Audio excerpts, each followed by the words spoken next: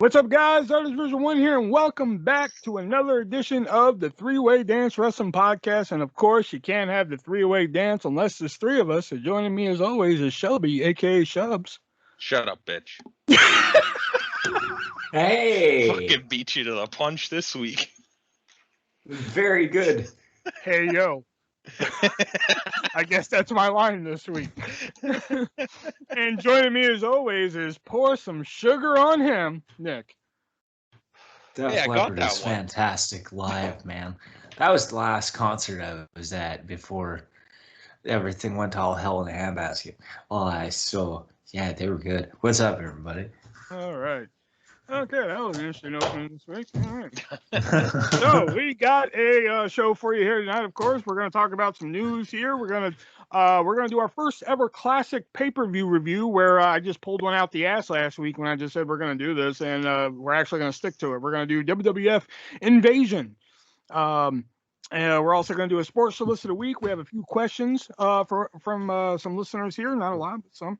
Of course, we're going to play our games. It came from eBay and some three-word dance. Everybody has three-word dances, so we're going to see if we can up our score, see if Nick can catch no contest there. So let's go ahead and get right into it. Let's address the elephant in the room here, and that is the draft. The draft happened this Friday and Monday here, and I wrote down what I thought were some weird choices and some shit that's kind of weird. You guys can add some if you want, but here's some that I found weird. Tegan Knox and Shotzi Blackheart were split up. Tegan Knox going to Raw and Shotzi Blackheart staying on SmackDown. One that really sticks out to me is Veer staying on Raw, where Jinder Mahal and Big Shank heading over to SmackDown. Yeah. I wonder if they're gonna try and bring back the other guy from Indusher. Huh. I guess we'll see. Kevin Owens and Finn Balor heading to Raw, which I'm just like, yeah, that worked out well last time. Yeah, that's what I was like. I was like, what? And Dominic Mysterio and Rey Mysterio going to Raw. I'm like, how many times do the Mysterios have to be on Raw to know it doesn't work? Well, this is the first time Dominic's really heading over to Raw, really. Not true. He started on Raw. Yeah, that's true, though. Carmella heading to Raw, I don't really think is going to work out. That's only because of Graves. Yeah. Gable Steveson already drafted the Raw. Which is That's just surprising. I thought they would have had him on SmackDown. Really? I thought they would have. Go ahead. They should have had NXT gets a special pick, and NXT drafted him in. No, especially not with the way NXT's going right now. SmackDown's like their main show. See, but the problem I have is that he has no pro experience whatsoever. No, but he and does all have of a sudden, experience. I don't give a shit. So does Will. When you were going to go that route. Yeah, I mean, he's not an Olympic gold medalist, though. It doesn't matter. I don't know if he won gold. Did he win gold? Yeah, I think so. Yeah, it was gold, yeah. He did win gold, but he's had Angle no... Angle spent time in training before he was ever... Yeah, but still. I don't know, I disagree. I think he should have went to SmackDown, though. I think he should have went to NXT. Yeah, I think NXT too. I think that would have been the best bet. I think he's really going to get exposed if they throw him on the roster anytime. If they throw him in a match anytime soon. I mean, they're all on television now. Doesn't really matter where he goes. That's the thing. And with the way that NXT has been portrayed lately, I wouldn't want anybody that's going to be worth something on that fucking show. All of Hit Row going to SmackDown. One of them is the North American champion still and hasn't defended it in over 70 days. I just see this is my thing, excluding the women from NXT that have been, well, maybe not Aaliyah. The NXT call-ups, though, I'm like, okay, so you could have picked anybody from NXT, but you're going with Austin Theory and Hit Row and. That's actually the next one. That's actually the next one I wrote down was Austin Theory to Raw, which I'm like, you tried this before, you fucked it. I feel like they're just gonna put him back with Selena. Yeah. She's on Raw too. And I'm just like, you really went back to WWE just to lose almost every match you've been in. I think since she's only you've been won back. like 2 matches since being back, if that. That's what I mean. And then you're getting moved to Raw, which you know you won't get time. Mm-hmm. Like, yeah. And the next one I wrote down here, there's a spot open in the 24/7 crew. Drew Gulak heading over to SmackDown. Thank God. Get him off that shit. Like they're really gonna do anything with him over on SmackDown. Well, yeah. The last The time only he was on reason. the last time he was on SmackDown, it looked like they were going to do something with him was when Daniel Bryan was there, and there was no Daniel Bryan there now. Yeah.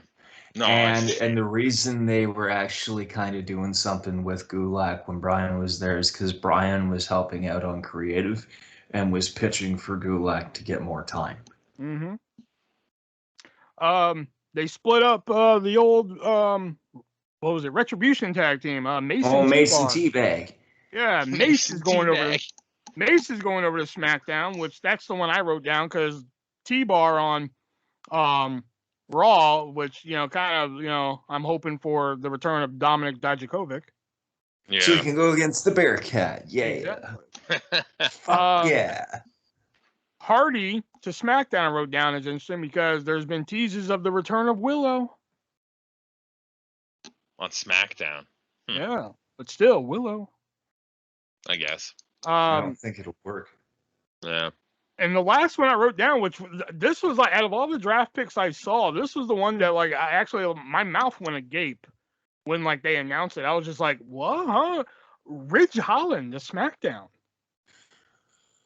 Again, when there's so many, when there's so much NXT talent that could feasibly have been called up, and when you're doing so much with Ridge Holland and NXT, especially with Pete Dunne and O'Neal Larkin and Danny Burch and fucking like, I mean, the one thing that I kind of thought, okay, maybe this could work, is if Pat McAfee went heel and served as his mouthpiece. Oh, okay. Maybe that's the direction they're going.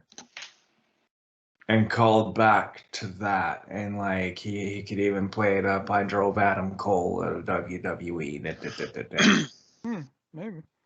And there are a few free agents that I found kind of interesting. Yeah. I looked at the free agents earlier today, actually. Sorry. These two I found interesting, but they're probably on there because they asked for their release, but both members of Lucha House Party are listed as free agents. I hope they get their releases. We do. They were airing vignettes for him, but he's listed as a free agent, but Elias. Yeah. Elias. Yeah, and the other one that stood out to me was Asuka. Where is Asuka? Is she injured? No. Oh, she's probably got fucking COVID. Well, she's been out Or since creative has nothing for her. Or maybe she's going off to have a kid too. Maybe.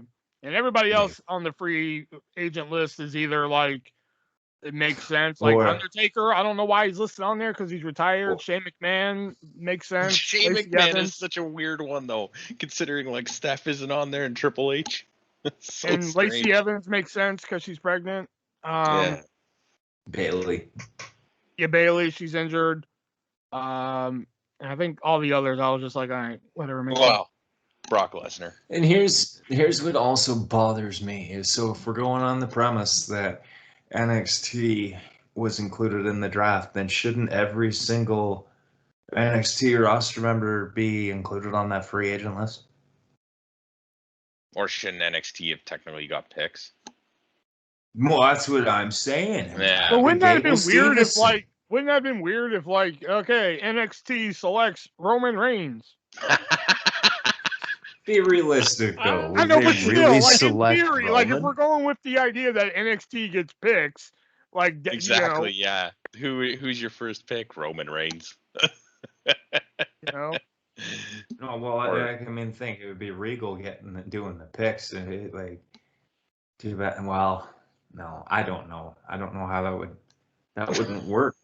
And even Pierce and Sonya, like, announcing the picks, well, SmackDown picks and Raw picks. I'm like, okay, but you're the authority on both shows, so what the fuck? And that Well, was it's another supposed thing to be that the bothered me network, is that isn't it? that was another thing that bothered me was that every year since they reinstated the draft and everything is that Raw got 3, SmackDown got 2, and this year it was 2 and 2. And they didn't give out any draft pools either. Yeah. Well, the draft pool didn't bother me, but it was just the fact that it was 2 and 2. But yeah, some of these people I think are going to benefit pretty well. Like I'm hoping Ricochet benefits moving to SmackDown. A couple of them seem like it could help. Liv Morgan moving to Raw, I think, could help her. I mean, she's uber popular online, and she was kind of like hitting the ceiling on SmackDown. So hopefully Raw, she's able to break through that ceiling. The problem is the two top female wrestlers from SmackDown are now on Raw. Yeah. So no, one top female wrestler from SmackDown and another that is banging Montez Ford, and that's why she. I know, because you don't like her. I'm like, why did you put? I mean, they obviously knew the draft was coming up months ago. Months. Okay. Yeah. So why put the Raw Women's Championship on Charlotte and why put the SmackDown Women's Championship on Becky just to swap them? But who says they're going to swap them? No, I mean, I'm saying like swap their brands is what I'm saying. Oh, yeah, no, that's what I don't get. But that's where I read that Fox had gone to WWE and was like, we need Charlotte on SmackDown. That wasn't previously a plan. Just like it was previously WWE's plan to move Montez Ford over to Raw with Bianca Belair, and Angelo Dawkins would then stay on SmackDown. That would have been his death knell. Yeah, but when they decided that they weren't going to split the Street Profits, they needed a tag team to split in the draft, and it just happened to land on Mason Teabag. And so I mean, chances are they're going to get and Veer and Big Shank apparently. Oh yeah, Mia Yim was on that list too. Yeah. Not as Reckoning, but Mia Yim. Yeah, she got drafted to Raw. I like Shayna Baszler on SmackDown too. Yeah, because I mean, she's pretty much did everything on Raw. Yeah. Yeah. But I kind of think she's going to be the one to. Oh wait, that would fuck things up. Yeah. No, she's going to take the SmackDown Championship from Becky, and then Bianca's going to take the championship from Charlotte. No, Sasha's going to take it at Crown Jewel, and then probably Shayna will be first in line for it. Okay. So what do they do with the Raw Women's title? I have no idea. Probably Bianca wins it next week on Raw. Or. I honestly think they're just going to switch them after Crown Jewel. That's fucking stupid. It is stupid, but it's not the first time they did it. If they're going to do that fucking shit, then just stop with both championships. Just say fuck it. Honestly, they should anyways. They should just have one single male title, one single female title, and then a couple titles underneath. You know, the brand split would be pointless. Well, yeah, the brand split is pointless. But it already is pointless when you can draft the women's tag team champions to a show, but they compete on all shows. Yeah. Well, except for NXT. They compete on Raw and SmackDown. I think the brand split is better with like single champions that can go between both shows. They don't need multiple champions. They really don't. They have way too many. It's like the Special Olympics. No, it just makes that's like KWA all over again. Yeah, exactly. When fucking Reggie has held the 24 championship and is getting TV time every fucking week, like, fuck off. Like, man. Why you gotta be hating on Reggie for, man? Because he's a fucking. I would rather have Spike Dudley back. Is it because he's black? Get out of here. I'm not racist. No, it's not because of that, you jackass. Jackass. All right, so that was the draft. Next one here. For over a year and a half now, Tessa Blanchard has been a free agent. And there's been numerous talks and teases as to where she's going to go, whether it be NWA, AEW, and NXT and WWE and stuff like that. But it turns out there's a rumor that she might end up back at a company that she made, I wouldn't say popular, but as you guys may have remember, back on Access TV, when Access TV got into the wrestling business, there was a Friday night block. There was New Japan Pro Wrestling, and wow, Women of Wrestling. Well, their former champion was Tessa Blanchard, and there's a rumor that Tessa Blanchard might end up back in WoW because apparently nobody else wants to deal with her. Well, see, I read that she was in talks with a promotion. I didn't read any further than that, and the reason being is because I was like, well, it's none of the big ones because nobody wants to work with her, and I didn't think about WoW, I guess. Yeah, WoW. I mean, at least there's one that'll take her on, but yeah, I would prefer if she ended up going to AEW, but that's just me. But Tony Khan released a thing saying that they're not interested in dealing with Tessa Blanchard. I think everybody released that statement. Yeah. Well, yeah. I'll put it out there right now. Tessa, if you're listening, we'll do business with you. The Fatal Four-Way Wrestling Podcast. Yeah, I know, right? The Fatal Four-Way Wrestling Podcast with Tessa Blanchard. She could kick all of that. Or the Three-Way Dance Wrestling Podcast featuring permanent special guest Tessa Blanchard. Or the singles match in my bedroom with Tessa Blanchard. I'm not sure what Doggo would have to say about that. Well, he can watch. I counted my autographs the other day, and I have 8 Tessa Blanchards. I gotta stop. Yeah, you do have to stop. Jesus. I know, yeah. I have more Tessa Blanchards than I do Lacey Evans. You have more of both than you do Max Moon. I have 2 Max Moons. Okay, that's too many. It's about too many. Especially if we don't know if it's Conan or not. Oh, I'm pretty sure it's Simon Diamond. I'm pretty sure Conan is not signed in as Max Moon. I'm pretty sure if I came to Conan with a Max Moon picture, like, could you sign this? He'd be like, get the fuck out of here, puto. You know. It would be. I think he would probably beat you. Yeah, probably. Yeah, I wanted to. Moving on to some other news here. You guys remember Nikki Bella? Sure. I think so. Unfortunately. Not only did she get a new gig as a guest judge on America's Got Talent Extreme, which I'm just like, yeah, that's what they need, another fucking show. Because America's Got Talent Champions was so great. Sarcasm. But she and Brie Bella have stated numerous times that they want to come back and compete for the women's tag team championships.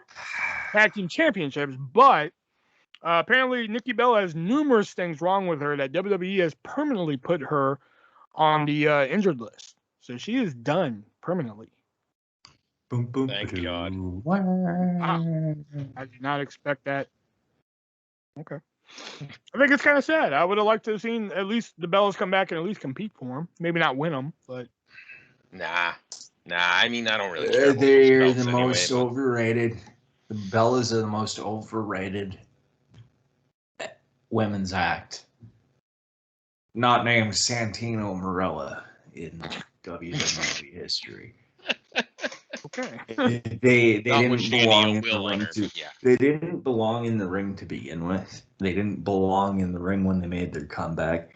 If Tony Khan wants to dangle some money in front of him, he's a dumbass. I just think, and even in the world of entertainment, what the hell qualifies Nikki Bella to be a judge on anything even close to America's Got Talent? She would barely be qualified to even be a judge on like Dancing with the Stars, and she was on that shit. There's no way they'd go to another wrestling company unless it's WWE. That's it. I'd be pissed if Tony Khan hung money over the Bella's head and they took it and they wouldn't take Tessa Blanchard. Yeah, I think everybody else would too, to be honest. Especially Best Wishes Tully Blanchard. Yeah. Coming up next here, looks like Impact apparently has some deep pockets. somewhere. I don't know where, but they do. But it looks like they are making a play to try and get former Universal Champion Braun Strowman. You mean the Titan Adam Scherr? Yeah, that guy. Yeah. Huh. Interesting. That was a surprise. And also, old Uncle Dirty Dave Meltzer has reported that it's likely that Wyndham Rotunda is going to Impact as well. Oh, Lord. Oh, yeah. Which means they're going to be together. I can guarantee you. If they do that, they're going to be put together. Speaking of horrible ideas, Impact also has introduced a new championship. This is that painful. being the Digital Media Championship that both men and women can compete for. And there's already been one qualifying match, which has been Zicky Dice versus John Skyler, and Zicky Dice lost that match. He's already lost 2 matches that he's been in with the company, which I'm just like, why the fuck did they even hire him? I mean, he's already lost both his matches he's been in. That's outlandish. Pause for laughter. I just got the joke. It took me a minute. There you go. And apparently there's going to be a 6-way match to crown the champion at Bound for Glory. Oh, wait, strike that. On the pre-show for Bound for Glory. Okay, so Zack Ryder was the first one to introduce the Internet Championship. It was never defended. It was his belt. Mm-hmm. And then, so now, Matt Cardona is actually on the payroll of Impact Wrestling. And WWE has the 24/7 title, which is defended everywhere online and all sorts of other bullshit. Fuck you, Reggie. And so Impact is they've just meshed some ideas together and said, oh, better create some buzz. Here's the DMC. The Impact DMC and fucking fuck. You have some strong feelings about this title, I see. Some strong feelings about this fucking company. Why haven't they taken it out behind the shed and shot it? I agree with that sentiment, but yeah, the Digital Media. I wish they just could have came up with a different name for it. It's like somebody. It's like that episode of The Simpsons where like what's his name? I can't remember his name off the top of my head, but it's like he came in. He's like, think of like a new name for this character, like something cute, like Poochie the dog, but something else different, okay? And he walks out and he's like, everybody okay with Poochie? It's like somebody walks into the room. They're like, think of a new championship, like a Digital Media Championship or something else, right? And he walked out of the room like, everybody okay with Digital Media Championship? Yeah, that sounds good. Yeah, that's good. Fucking Scott D'Amore and fucking D'Lo Brown and whoever else is sitting there. They're just like, yeah, that sounds great. Yeah, that sounds great. And the final bit of news I have here is there should be like a ticker somewhere, like a belt with notches in it, or like a bedpost with notches in it, because Leo Rush out of retirement again because he's now signed with AEW. Fuck's sakes! I heard. Fucking stupid. I saw somewhere online. It was just like, how long before he retires again? Him, Kylie Ray, and ACH should form a stable. And Terry Funk as their manager. Yes. With the Rock and Roll Express as featured guests from time to time. The unretired boys. Wow. I don't think they ever actually officially retired, though. I think they just kept going. Yeah, but okay. Terry Funk technically then never officially retired. Terry Funk said he was going to retire. That's the difference. Terry Funk said he was going to retire. Like, yeah. That man has retired more times than he is old. Like. And then Kylie Ray's done it like 3 times now, and yeah. ACH has done it like twice. I thought he was at 3. Oh yeah, twice. I think Leo Rush is up to 3 now. Yeah, he's up. Every time he gets injured, he's just like, I quit. I quit. Like, I'm done with this shit. I go wait, focus I'm on better. my rap career. But oh wait, I suck at rap. Oh my god. All right, so that was the news this week here. So we're gonna move on to our games that we like to play here. Our It Came From eBay and 3-Word Dance. But before we get to that, we got to give a shout out to one of our sponsors here, that being hardtofindtv.com and their sister site, fanmadedvd.com, which they have a huge selection of hard to find TV shows that you can't find anywhere else. Well, I guess you can find them elsewhere if you look hard enough. But if you want them on physical media, which physical media is dying out there. Everything's all digital now. You just got to click and watch it. But if you want a physical copy to hold, you go to hardtofindtv.com and their sister site, fanmadedvd.com, and you head on over there. You find what you want. They'll slap it on DVD or Blu-ray for you. Even throw some subtitles on there if you like. If you're hard of hearing, or if you just have that weird friend that just likes to read subtitles when they watch shit, or if they're hard of hearing. One or two. Or if you live in a noisy neighborhood. If you're eating chips when you're watching or the if movie. two people are trying to talk at the same time and you need subtitles. Yeah, that's a good way to do. So if you head on over there and you look through all the thousands of titles they offer and you still can't find anything you like, just email them. Let them know, hey, I'm looking for this. And they'll be more than happy to look up that title, see if they can throw it on DVD or Blu-ray for you. And and they'll do it for a reasonable price. And if that price just isn't reasonable enough for you, oh god, I can't talk. Let them know artists from the 3-Way Trust Podcast enter. Use checkout code artists and save 15% on your purchase. And of course, you're going to need to pay them. But if you go over to hardtofindtv.com, you can only use Amazon Pay, which is great if you use Amazon Pay. I've used Amazon Pay once or twice.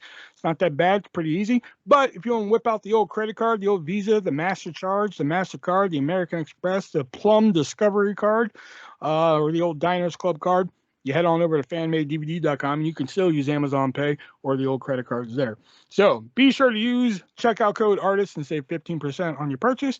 And if you can't find anything on those websites there, as I like to say, if they don't have it, you don't need it. All right, so let's is Diners Club still actually a thing? It is. I see it on websites all the time. Wow. All right, so Shelby is up by 1. It is 13-14. I'm coming for you. Let's do. You know what? We've done a sheet. We've done a curtain. Let's do this one right here. Let's do a pillowcase. Ooh. This is a WCW pillowcase with Buff Bagwell, Diamond Dallas Page, Macho Man, and Goldberg, and it even has the letters on there. Ooh, yeah. Ooh, yeah. Yeah. So, Nick, how much is the WCW pillowcase featuring all those guys and the words "ooh, yeah" written on there going for on eBay? But it has Buff Bagwell on it. He's buff and he's the stuff, and the girls just can't get enough. But it's not Judy. Or it's not a Bagwell at all. If Judy Bagwell was on there, it would be in the ass blaster section. I tell you that right now. I don't know, like $35.99. $35.99. And Shelby, how much is the WCW pillowcase going for on eBay? $30. Suck it, Shelby. And Shelby got that one because it was actually going for only $25. Damn. You know what? I found this one, and I found this really unique. And this one might play into Nick's wheelhouse here. So let's go with it here. So as you guys probably know, back in the day, artists would release actual singles on CD. It'd be like 1 or 2 songs on an actual fucking CD. Mm-hmm. Maybe even record, A-side, B-side. Well, as you guys probably know it from our Ready to Rumble episode, Biff Naked actually did a song for Ready to Rumble. They did a cover of We're Not Gonna Take It by Twisted Sister. This is a Biff Naked, We're Not Gonna Take It CD single. Oh. So Shelby, how much is the Biff Naked, Ready to Rumble, We're Not Gonna Take It cover going for on eBay? That shit actually exists? Yeah. Oh. What do you think? I'm making up shit now? No, but I'm like, what? $25. Oh, I'd pay more for that, and more than that for $45. Is that your guess? Yes. Oh, fuck. There's the bell. That does not signify the end of the three-way dance. That usually signifies that one of these two have hit the price right on the nose here. They have actually guessed the actual price that this is going for on eBay. And the price is $25. Hell yeah. So Shelby gets a point this week because he got both of them right, but always for fun, we like to do the ass blaster item. There we go. So, Shelby, I'll give you the choice this week. Would you like to do another no holds barred item, a WCW item, or a Bret Hart item? Bret Hart. Bret Hart. Okay. All right. This is a 1993 Titan Sports branded Bret Hart foam heart. So this is kind of like the foam fingers, but like it's just like a Bret Hart and it has like Bret the Hitman Hart in it. It's when you put your hand in and wave it at the crowds and everything like that. So Shelby, how much is the Bret Hart foam heart going for on eBay? Ass blaster, eh? Yeah. Not signed by Tully Blanchard. Not signed by Tully Blanchard at all. It's not even signed. Ugh. Yuck. That's before he was Best Wishes, though. Yeah. Oh my God, this is gonna be astronomical, isn't it? It doesn't really matter because I already won, but we'll go 10 grand. 10 grand. Oh, fuck. And Nick, how much? 8,500. I would say 9,700, but I think that's just kind of playing up a joke that I don't need to play up. So. Well, you went the right way on that one, Nick, because believe it or not, the Bret Hart 1993 foam heart is going for $8,996.19. That's You're disgusting. telling me if I went to a WWF show in like the mid 90s, I could have this exact thing and have 8 grand in my pocket. Yeah, pretty much. Just because it's listed for 8 grand doesn't mean they're gonna get 8 grand. Exactly. You know what they're asking for and what they're getting are two different prices. That's fucking ridiculous. So, like, the fact Hey, that they somebody ain't getting nothing right now. The fact that they had the balls to even list it for that fucking price is, yeah. You know. All right, so let's move on to the 3-word dance here. Let me get my scores here. All right, so right now the scores are Nick 19, me and Shelby are tied at 13, and No Contest has 20, and we all have some 3-word dances tonight. And let me go to the back here. Okay. All right, so the first one I'm going to give you guys here. Oh, I did write 2 for that person. Damn it. All right. Let's go with. Okay, you know what? Let me write the new one here. Okay. So here's the first one for the 3-word dance, and that is glove, blood, penguin. Penguin? Penguin.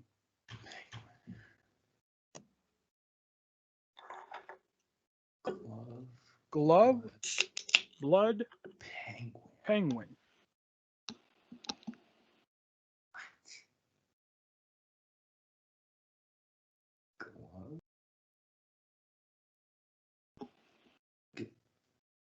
Glacier?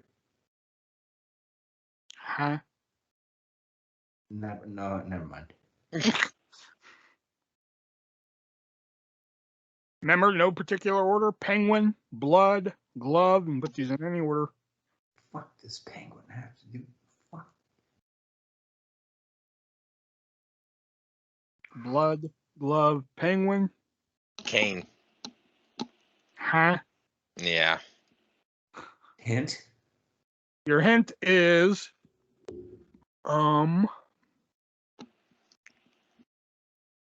baby. What?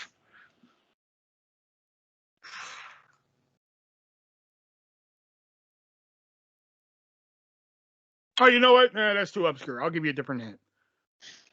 claw. Because that's not obscure. This penguin isn't obscure. What the fuck?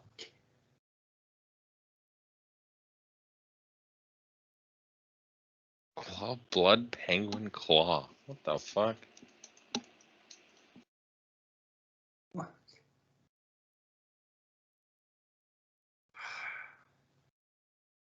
Glove, blood, penguin. You got 2 hints out of it. You got baby and claw. No, it ain't Snitsky. That's the only thing I have for baby. That's what I was gonna say too. Brandy Rhodes. Nope. Yeah. You're in that ballpark, though. I'll give you that. You're not at your seats, but you're in that ballpark. You're walking around it.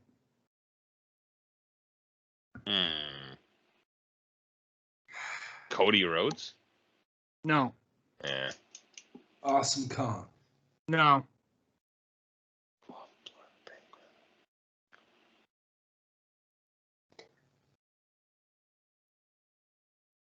Brody Lee?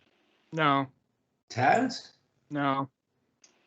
Y'all are heading back to the car now. Y'all like, fuck it. It's gotta be a girl. Or maybe like Nyla Rose, No. Vicky Guerrero, No. Red Velvet, No. Jade Cargill, No. Chris Statlander. No. Oh my Wow. god, fucking Britt Baker. There it is. Yeah. What? Glove. Glove, because she puts on the glove before doing the lockjaw. Blood, because she gave blood during the lights out match. Baby. Baby! She dates Adam Cole.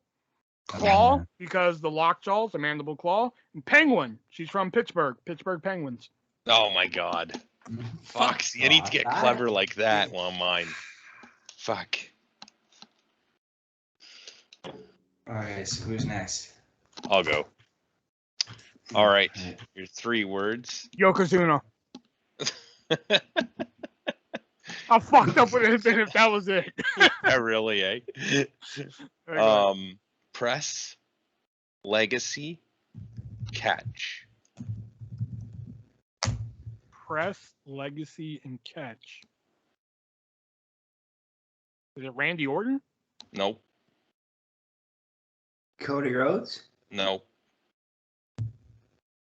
Ted DiBiase Jr.? No. Shit. Press, legacy, and catch. Press. Press is what you get. I mean, press is the only thing I'm really basing anything off.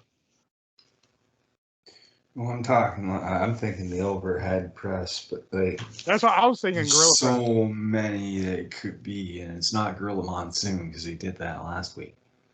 Yeah, but I wouldn't put it past him to do it again. I just thought of that meme. I'll fucking do it again. Hint. Hooker. The Chris fuck? Benoit? Sorry? Chris Benoit? No. Stu The Hart. Godfather. No. No. Hook. Hooker is a Luthez. Yes, sir. There it is. What the fuck? Luthez. Luthez Press. wrote a book called Hooker. Yeah. Thez Oh. Press. He's part of the legacy wing in the Hall of Fame. Yep. And he's a catch-as-catch-can wrestler. Oh, And then Hooker was his autograph or his autobiography. autobiography. I was about to say I know he wrote a book, and that's the Yeah. only reason I went Benoit because Benoit fucking read that fucking book forwards and backwards. Yeah, yeah. All right, Nick. Okay, so Snitsky. no, fuck off. Why would I guess? Why would I guess Snitsky if I had? Well, I suppose though we both had. Never mind. The theory makes sense. Yeah. All right, so first word Carolina. Second word Count. Mohawk. Carolina Count Mohawk. Darby Allin? No. He doesn't have a mohawk. No, I guess he doesn't. Oh, Shannon Moore. Oh yeah. There we Oh, go. cool. Very good. Next one for me. Let's go with okay.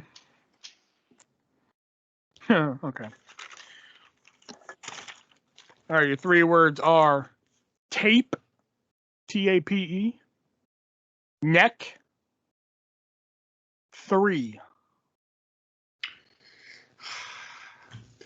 Chris Benoit. No. That was gonna be my guess too. I feel really horrible that I went for that as my first guess. That was gonna be mine too. Fuck. Mostly for tape and neck, though. I didn't really think about 3 till after you said it. Fuck's Neck I sakes. get, but where y'all get Benoit with tape? Oh, he has tape around his fingers and stuff. Oh, okay. Yeah. 3, Fuck. tape, neck. 3, tape, and neck. Taz. No. Tape, 3, neck. Edge. No. Sheamus. No. Stone Cold Steve Austin. Y'all haven't even left the house for that ballpark. Hey, y'all, we are have. looking, y'all are looking for your tickets at the house. Well, I mean, the tickets that we ain't gonna be using, because well, never mind. I kinda. That was a train wreck. Fuck. Hint. Your hint. Trying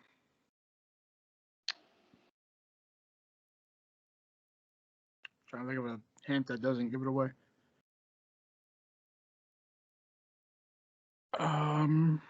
Violence. Sabu. No. Oh, Tommy Dreamer. I see Shelby's train of thought with that, but no. No, not Tommy Dreamer. 3. Sandman? No. Terry Funk. No. Y'all ain't even close, man. Raven. No. Neck. Sammy Callahan. No. Nick Gage. No. Snitsky. Nope. That was just for shits. I wasn't serious about that. That was good though. Cactus Jack. No. Pillman? No. Pillman Jr.? No.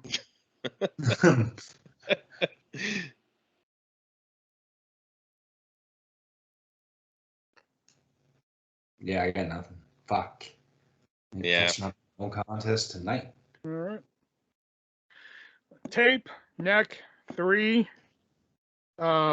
Violence being your page. Oh. Fuck. Sex tape? Sex tape, her neck injury, 3-way, and violence, domestic violence. I would not have gotten that in a million years. That is hilarious. I couldn't think of any other hint that wouldn't give it away. If I would have said domestic, y'all would have got it. If I would have said England, y'all probably would have gotten there eventually. Yeah. So I really couldn't think of anything else. So All right.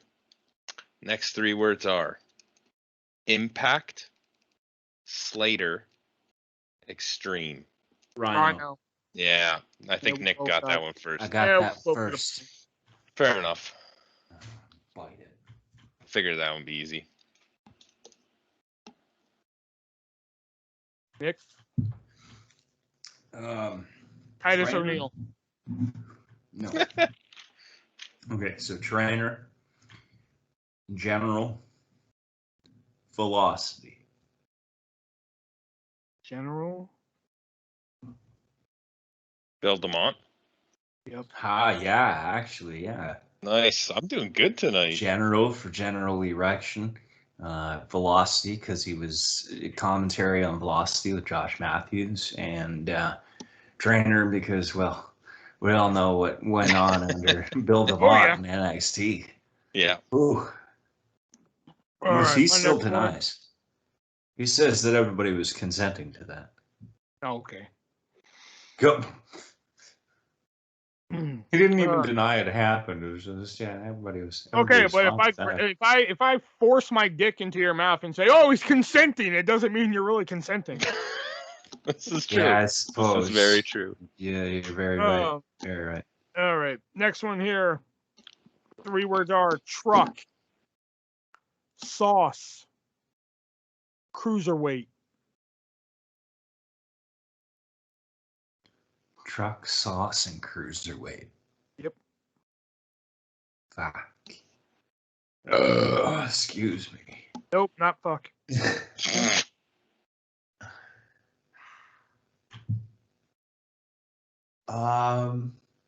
Truck, sauce, and sauce. What the fuck? Yeah, I know. Just makes me want something to eat. Steaks. It's a fucking sauce.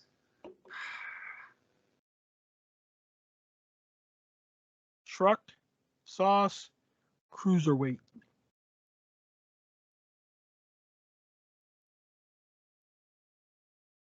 Truck, sauce, cruiserweight.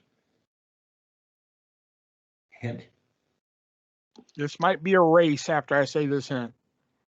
Trash can. Tommy Dreamer. Okay, maybe not. No. Trash can, truck, cruiserweight. Ice sauce. What the fuck? Funaki. No. X-Pac. No. Kalisto? What'd you say, Shelby? Kalisto. Oh, no. Cruiserweight. Sauce. Sin Cara? No. Hornswoggle. I said trash can, not dumpster. Ah. I couldn't remember which Hornswoggle. one that happened to. What'd you say, Nick? Hornswoggle. No. Jamie Noble. No. Closer. Yeah. Chavo Guerrero. No.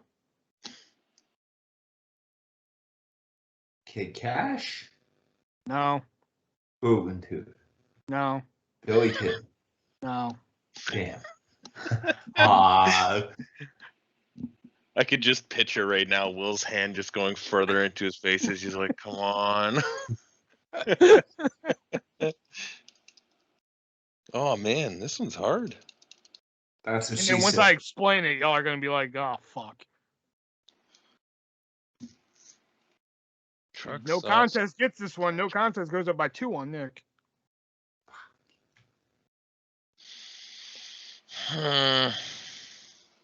Truck, sauce, cruiserweight, and your hint being trash can. I really thought that'd be the dead giveaway. I want to say Duke Drosy, but I know it's not going to be. No, it's not Jersey. No. Norman Smiley? No. Yeah. Brian Knobs. No. Oh, yeah, that good old cruiserweight Brian Knobs. No, fuck. I'm sorry. I don't know. I knew that was going to be fucking weird of a guess, but I was just going with it anyway because I Spike thought, well, Dudley. trash can. I So, said that Who'd you already. say? Who'd you say, Shelby? Spike Dudley. Wrong. Nunzio. No. Paul London. No. Brian Kendrick. Okay, y'all ain't gonna get it. No. I don't Drake think so. Maverick. No. Okay, you're so far away now. Uh, Yeah, we're kind of getting there with the WCW cruiserweights. Truck, sauce, cruiserweight, and your hint being trash can, Medusa. She's a former cruiserweight champion. She's a Okay. monster truck driver. That I didn't know. She threw the women's championship in a trash can, and there was a segment where Ed Ferrara as Oklahoma doused her in fucking barbecue sauce. Oh, yeah. I think I have heard of that. Jesus. I would not have gotten that one. Y'all were kind of getting there with the, like, once he said Jamie Noble, I was like, okay. And then whoever said Norman Smiley, I was like, okay, we're in the right era now. We're getting there. But then y'all Yeah. went, like, y'all were like fucking Spike Dudley and fucking Drake Maverick. I was like, fuck it. They're not. Brian Knobs. You were close to Brian Knobbs. He was in that era. I mean, like, you're like in the right era, but y'all were just drifting so far away. All right. Next 3 words. Serious. Flash Storm. Yeah, fuck. Yeah, we both got it. I threw those last 2 together so quickly. Nick, you have another one? No. No? I'll do one more just for shiggles. All right. Last one. Mom. Hat. Shelton Becky Benjamin. Lynch. Do what? Shelton Benjamin. What did Nick say? Becky Lynch. No. Okay. Mom. Hat. Delicious.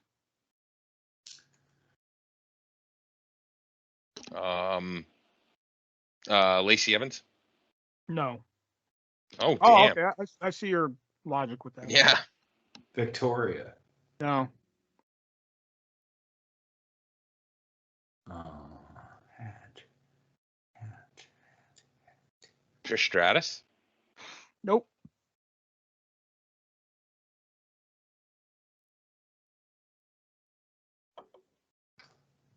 Y'all are going to need it, so I'll give you a hint. Invasion failure. Jazz. No. Ivory. No. Jacqueline. I wouldn't say they were invasion failures, but okay.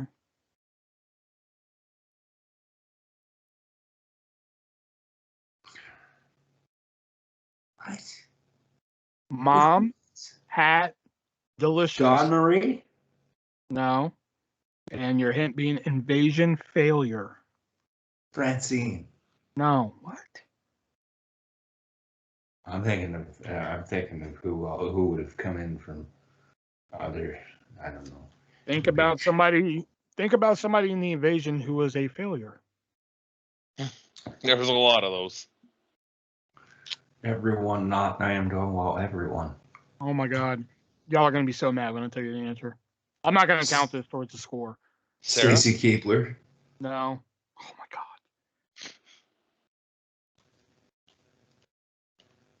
Mom, hat, delicious, invasion failure. Judy Bagwell. Close. Oh, I'm not getting this one. Okay. This is a WCW girl, isn't it?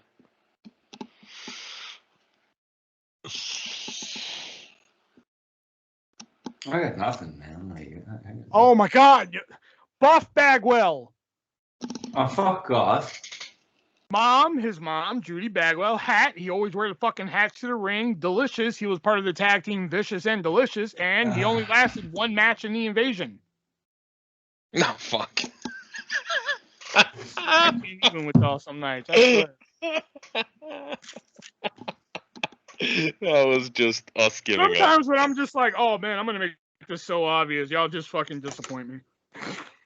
Well, the fact that he said Judy Bagwell and we never guessed Buff. I said, I was like, he said Judy Bagwell. I was like, close, and he was like, nah, I give up.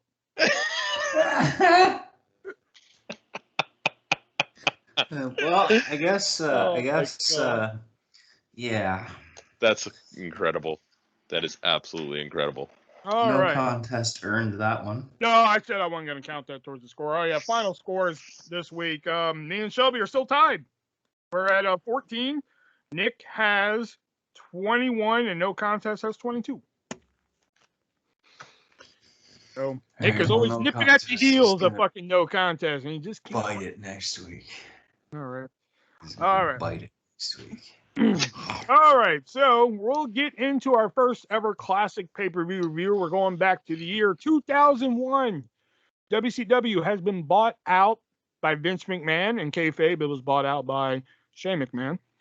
And after months of run-ins by various WCW stars, and then the inclusion of ECW, the invasion got taken to the extreme, and then the owner, kayfabe, of ECW being revealed as Stephanie McMahon, we are led to our first ever invasion pay-per-view, our first and only invasion pay-per-view, which was like the wrestling fans' wet dream at the time. Like, whatever happened if like WWF ever went against WWF went against WCW, and in this case, ECW got thrown in. Well, this is the night we were finally going to fucking find out. And it all took place in Ohio. Who would ever know? That would have been the best.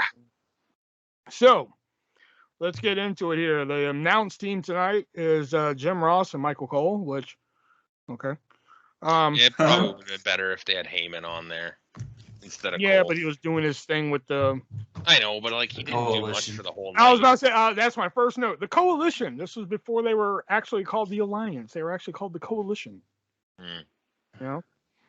So the first match on, it's WWF versus ECW here, and that is Edge and Christian, or Christian and Edge, as they were announced, taking on Team Canada, or Lance Storm and Mike Awesome. You know, it's funny to think how over Mike Awesome is these days. I know. That's one of my notes that I wrote down. I was like, Mike Awesome was so good. Well, they still chant his name. Oh my god. I'm done with you already. We're in the first match. I'm fucking done with you. I also wrote down, how did Lance Storm never become a main eventer? He was just so good in this match. Yeah. I'd agree. I did like to throw into the ring post that I believe Lance Storm did. He threw like fucking Christian into the ring post, stomach first. Yeah. Also, I wrote down Mike Awesome was so good after he did that top rope splash. That was so good. Yeah, the frogs, wasn't it a frog splash? His frog or his awesome splash, whatever. Oh, okay, yeah. Edge did a good spinning heel kick to Mike Awesome out of the corner, and there was a good spear sequence where, not the finish, but like I think Edge went for a spear, and then like Awesome moved out of the way and hit Christian or Storm, somebody hit somebody there, and then they had like a nice little sequence of wrestling there and everything. I thought that was really good. Because like I haven't watched this pay-per-view in I don't know how fucking long. Yeah, same. You know. But I did kind of like the finish too. Christian nails Mike Awesome with a spear as he was going for the Awesome Bomb on Edge, and then Edge picks up the win. Here, I gave this match, we're going to start our star system for classic paper reviews if we do another one. I gave this match 2 3/4 stars out of 5.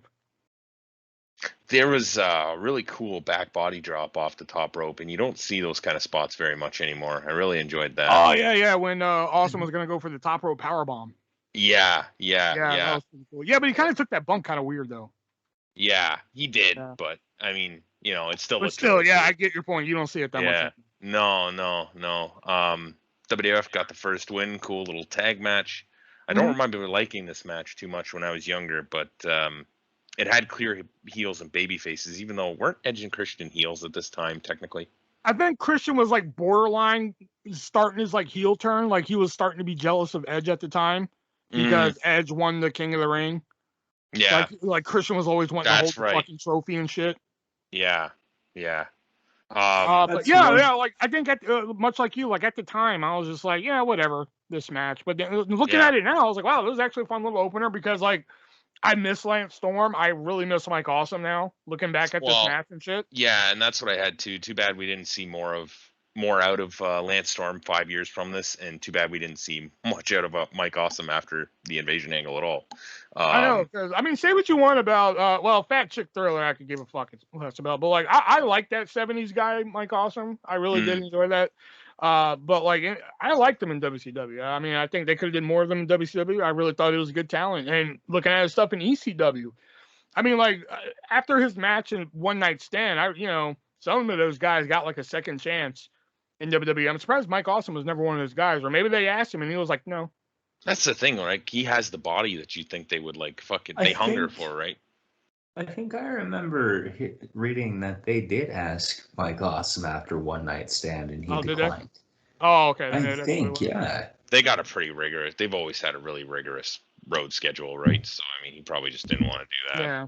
I mean, he did commit suicide like shortly after One Night Stand, so maybe that had something to do with it. That's right. I forgot about that. Yeah, maybe he was just done after that point. He was like, "Fuck, I'm done," Yeah. But yeah, I enjoyed the match. What about you, Nick? Yeah, I gave it 3 stars. I enjoyed it. The one thing I noticed too, and I liked how King Edge, and he wasn't announced as King Edge. It was the winner of the 2001 King Yeah. of the Ring. Yeah, Yeah. exactly. Yeah. That I liked. I even watched some of the backstage stuff for this. Usually I skip that for normal Mhm. pay-per-views. But they cut the Vince backstage saying like, yeah, that's how you start. And he's doing the 5-second pose. I thought that was funny. He's like, yeah, Edge and Christian. He's doing like the 5-second pose they usually do. I thought that was kind of funny. And then Yeah. out comes Regal. Yeah, and then Regal comes in. Yeah. Next up, we have the referee battle. Nick Patrick, the senior referee for WCW at the time, and the senior referee for WWE, Earl Hebner. And I got to say, the first thing I wrote down was the ref video package was epic. Yeah, I know. You know? gotta First go thing in there. You gotta kick the door down. You gotta challenge Nick Patrick to a match. And I'm like, oh baby. And then Earl Hebner is just like, how about me and you in a match, an invasion? He's like, oh yeah, well, how about a little preview right now? And yeah, they fucking, that video package was hype. I gotta give it to him. But here, and then the next thing I wrote down was Mick Foley is the special guest referee for this match. But in the first match, they said that all the referees had a coin toss to determine who's gonna referee each match. So like, how did a coin toss land on Mick Foley? Huh? Well, this was different because they couldn't have a normal referee ref this match. I guess. And I like how, like, for Invasion, they had two different quote unquote tunnels. Mhm. I guess this is where Jeff Jarrett got that idea. Yeah. Well, I mean, yeah. I know? think it was an old territory thing, depending on the territory as well. I think some of them used like separate entrances. I mean, there wasn't really entrances back then, but Yeah. And the refs were fucking over. I don't know if it was just like the start oh of the my show. god, the flying punch! The flying Yes. fucking punch! I didn't like this match, but that flying punch got me into it. That was insane. They were over. I don't know if They it was were. just because it was like the I think second so. match and like I people were think like, so. yeah, WWF versus WCW and shit, but they were fucking over. I think they probably should have put this match on a little bit later and let some of the other guys that were actually going to be wrestling after this event get over. But yeah, I think it was just because it was the second match on the show, and I think the tag opener left Maybe. people wanting more. I also wrote down not a technical classic, but a lot of fun to watch. I gave it 3 stars out of 5. Yeah, I gave it 3 out of 5 too. But I said it was a solid little match. Like Foley with the claw after was a nice touch. The refs outside fighting was good too. Like the the clothesline. I forget which ref it was. So the WCW referees had gone after Earl Hebner at this point when they're on the outside, right? And the WWF referees come around. One of them comes flying with a clothesline over the. I forget. I want to say it was like Mike Chioda or something. Just comes diving in, scream like fucking. That was the flying punch, wasn't it? No, the flying punch. That was outside of the ring, wasn't it? Oh, maybe. Yeah. There was the flying punch, and there was a clothesline though too. There was like 2 of them. Because I remember seeing like one being like, "Oh, what punch!" and then clothesline. I'm like, "Holy shit!" I just wrote down flying punch 2 out of 5. It wasn't a great match, but I loved the flying. I don't know. It wasn't a technical classic, but I had fun watching it. I had like a big smile on my face the whole time watching, so I got to give it 3 out of 5. Tim White was there too. Yeah, I know Tim White before he committed suicide. Yeah, about 50 times. Next up, we have our first champion versus champion match, which once I forgot this match even happened. So once I saw like the graphic, I was like, oh shit, I'm excited for this, man. Mm-hmm. That was the WCW Tag Team Champions, Chuck Palumbo and Sean O'Haire, which I fucking love Chuck Palumbo and Sean O'Haire, taking on Always Pounding Ass. I mean, sorry, Acolyte Protection Agency. Sorry. Yeah. Always pounding. Which this is my favorite thing about this. They did another video package, which I think like almost every match here, except for like a couple, had a fucking video package. Except for like I think Edge and Christian versus Storm and Awesome, thank you. And I think Taz and the filler matches didn't have fucking video package. But a lot of the matches had video packages. Anyway, which made them feel bigger too. what killed me about this is that it's WWF Invasion, and like I understand that like we got to suspend some disbelief for fucking wrestling and shit like that, but I love how the video package with APA saying like, hey, these guys are coming in here and invading us and everything like that, and like APA is clearly talking to Malenko, Haku, and Raven, which are all like WCW guys.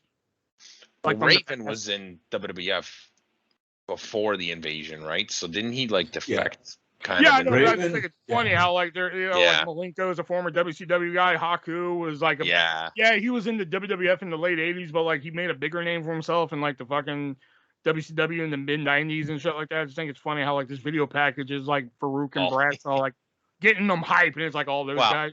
Ron Simmons, world champion in WCW. Yeah, oh yeah, you could make that connection. Yeah.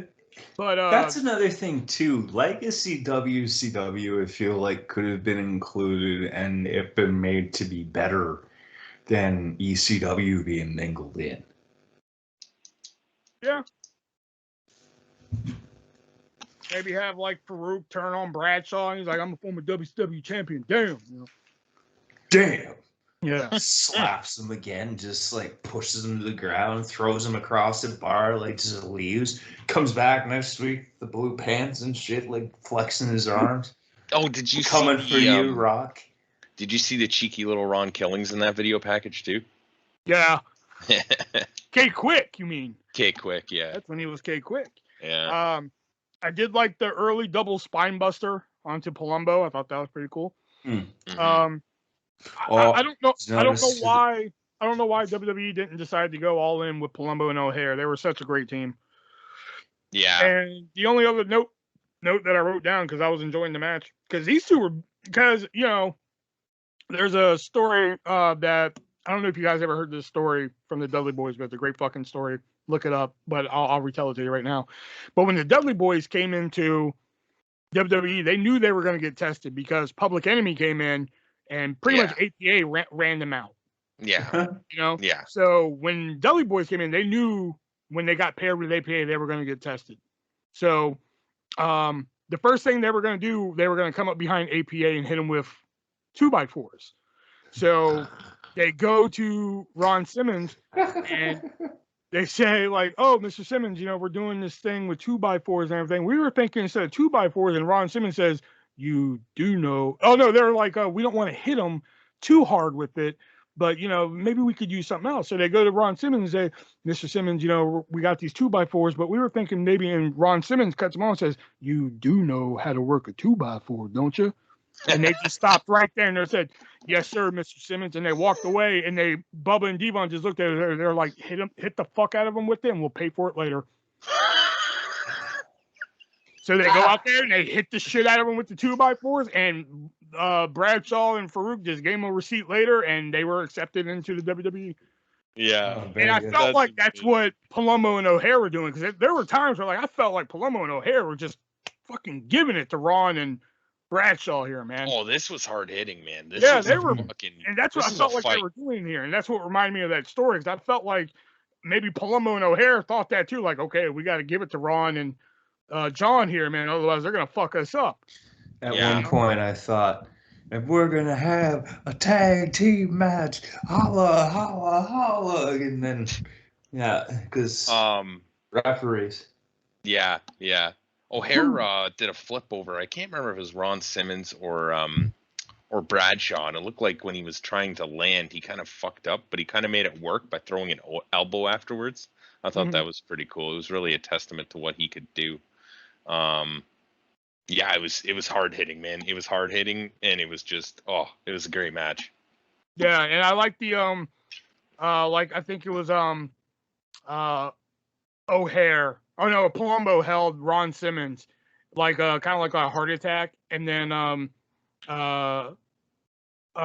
O'Haire drop kicked. Did into the Snake Eyes. Yeah, that was unique. That was really unique. That was pretty cool. I gave it. I'm going to change my score on this right now. I'm going to give it 3.5 out of 5. I changed mine too. I'm giving it 4 out of 5. Oh wow, okay. Yeah. I'm going to mine from 2.5 to 3, so Yeah. But yeah, I thought this was a great, because I really I was a big mark for Palumbo and O'Haire.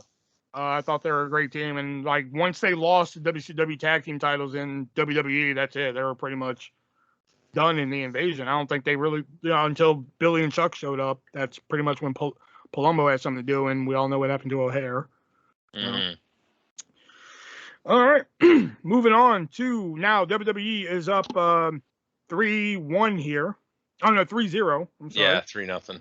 It's all on Billy Kidman now, which I love the fucking backstage promo Billy Kidman kind of gives, where he's just like, guys, I got this. I'm going to go out there and show everybody why everybody chants X-Pac sucks, and just walks away. This was a really weird dynamic. So, I mean, you're supposed to cheer for WWF, basically, right? Mm-hmm. And you got X-Pac, the WWF guy, who's a heel, Mm-hmm. and Kidman, the WCW guy, who's a babyface. Mm-hmm. It was kind of strange, and I think that took a lot away from, because the crowd was kind of, they weren't really into this match, it felt like. And I think it would have been better if they somehow either switched X-Pac and Kidman to the different brands, so to speak. Like if X-Pac went to WCW and Kidman went to the WWF, I think that would have made more sense. Well, I mean, they cheered X-Pac when he came out. When he came out, they cheered him. And then, like, once the match started, it was X-Pac sucks! X-Pac sucks! Like, well, what? the thing is, too, right? Because you could tell from his entrance and the music he was using at the time. I mean, fuck, life's been I wrote that down. X-Factor theme fire. But he was a heel at that time. Like, that's the only way you can be that character. So people are going to boo him eventually. And when they were cheering him, they weren't like babyface cheers. They were like, oh, we're supposed to cheer this guy kind of cheers. Yeah, I know, but then like still though, they changed their whole dynamic once the bell rang though. Mm-hmm. Like at least give the fake cheers, like okay, yeah, we gotta cheer him because he's WWF the whole time, you know. Like but no, they're cheering him when he came out, like yay X-Pac, and then like once the bell rang, you know what, fuck it. And then like Billy Kidman became the babyface. Yeah, but I did like where X-Pac kind of threw Kidman into the air, and Kidman caught him with the leg scissors. And then Billy Kidman like slid outside, but then caught him with a face buster. I thought that was pretty cool. Mm-hmm.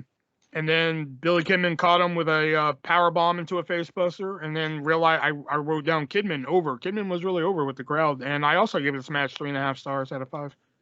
Yeah, Kidman could have made a great IC champ, I think, and it's too bad. Yeah, I really do, and I think a lot of this pay-per-view was me looking and being like, man, what could have been, right? Like, because Kidman and Lance Storm and everybody, like, what could have been? Great match.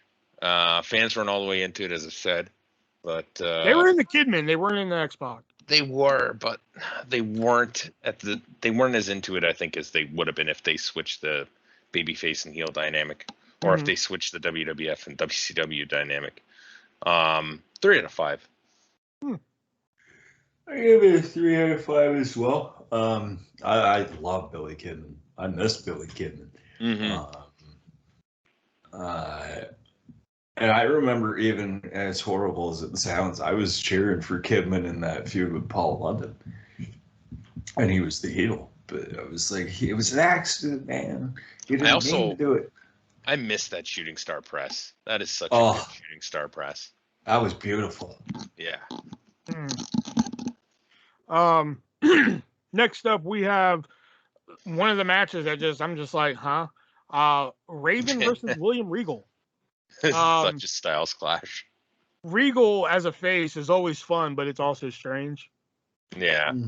I also wrote down, why is this match happening? Yeah. Because I'm just like, why the hell is this happening? I do like Raven's like spot where he throws somebody like chest first into the turnbuckle, then he hits a clothesline on him. I like that. And then, yeah, much like Shelby said, I wrote down, these two aren't clicking well to me. No, it's a total styles clash. Yeah, Fans didn't dig it. I gave it 1.5 stars just because Raven actually won on a pay-per-view. Because I don't know if you guys have heard this story before, but Raven was let go from WWE. He went to ECW. Then he went to WCW, left WCW, went back to ECW. Then when ECW folded, he got a job back at WWE. Well, Vince doesn't do all the hiring. He has words in hiring and such like that. But I forgot who it was that hired Raven, But Vince found out that Raven was back on the payroll, and his exact words to whoever hired Raven was, who the fuck hired Johnny Polo? That explains his booking. Yeah, I forgot who it was that hired him. I want to say Bruce Pritchard, but don't quote me on that. But I think it was JR. Was it JR? I think it was JR that So like hired those Raven. were like the exact words when Vince found out. They said, he said, who the fuck hired back Johnny Polo? You know? But yeah, I mean, it was nice to see Raven actually win a pay-per-view match. But these two just didn't click well to me. It was something, I don't know. It just seems like, hey, we need a filler match, which these next 3 matches to me were all filler matches. Especially the next one coming up here in a second. Yeah. Decent pop for Taz though. Oh fuck. The last it was a decent pop ever for had. Taz. Yeah, that's right, Taz. I said it. Fuck you. I ain't afraid of you, Taz. I'll fight you. He'll find you though, dude. I'm kidding, Taz. I'm just trying to sound tough. Don't act like you ever Please don't fight me. I'm just trying to sound tough, Taz. Don't act like you never tried to be tough. All right, your thoughts on the match? Whose? Yours. On which? Raven and Regal?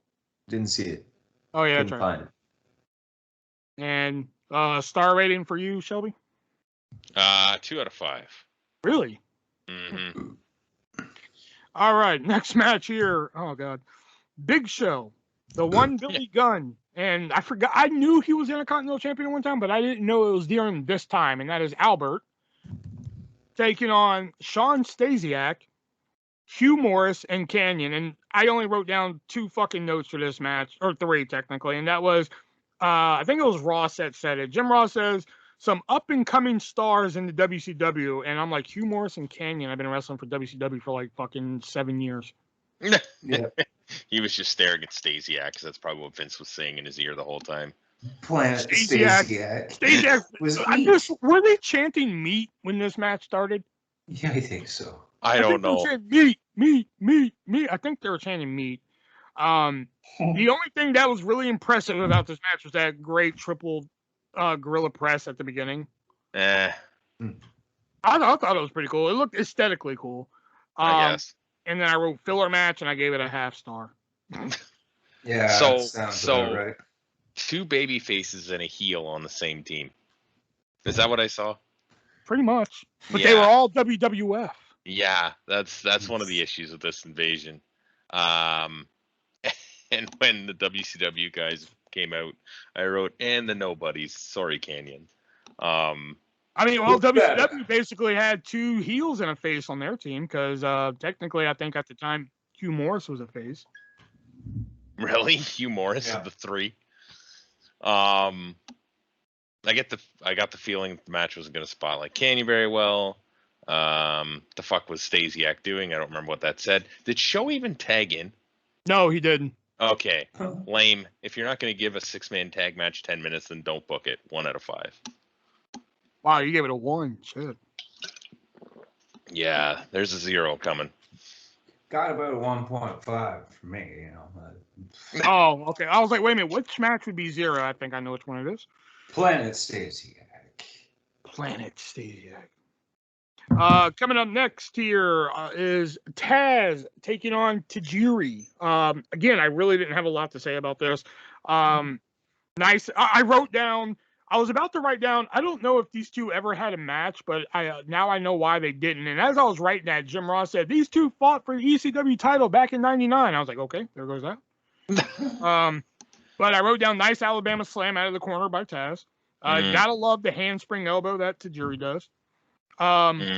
This was more fun than the last match, I'll say that. And I was like, this match would be a pre-show match these days. 1 star. Yeah, it would be. I like Taz more as a babyface, actually a commentator. I wrote nice leg trip takedown. Taz did a nice leg trip takedown on Tajiri. That fucking Alabama slam, Taz just fucking killed Tajiri on that. That was insane. That was nice. Nice. If he didn't kick out of that, I would not have been surprised. I thought it was a decent little match, to be honest. I do feel like Regal Taz and Raven Tajiri would have been a better, if they needed to have those 4 guys having singles matches, would have been better. Or, put them in a tag match maybe. I don't know.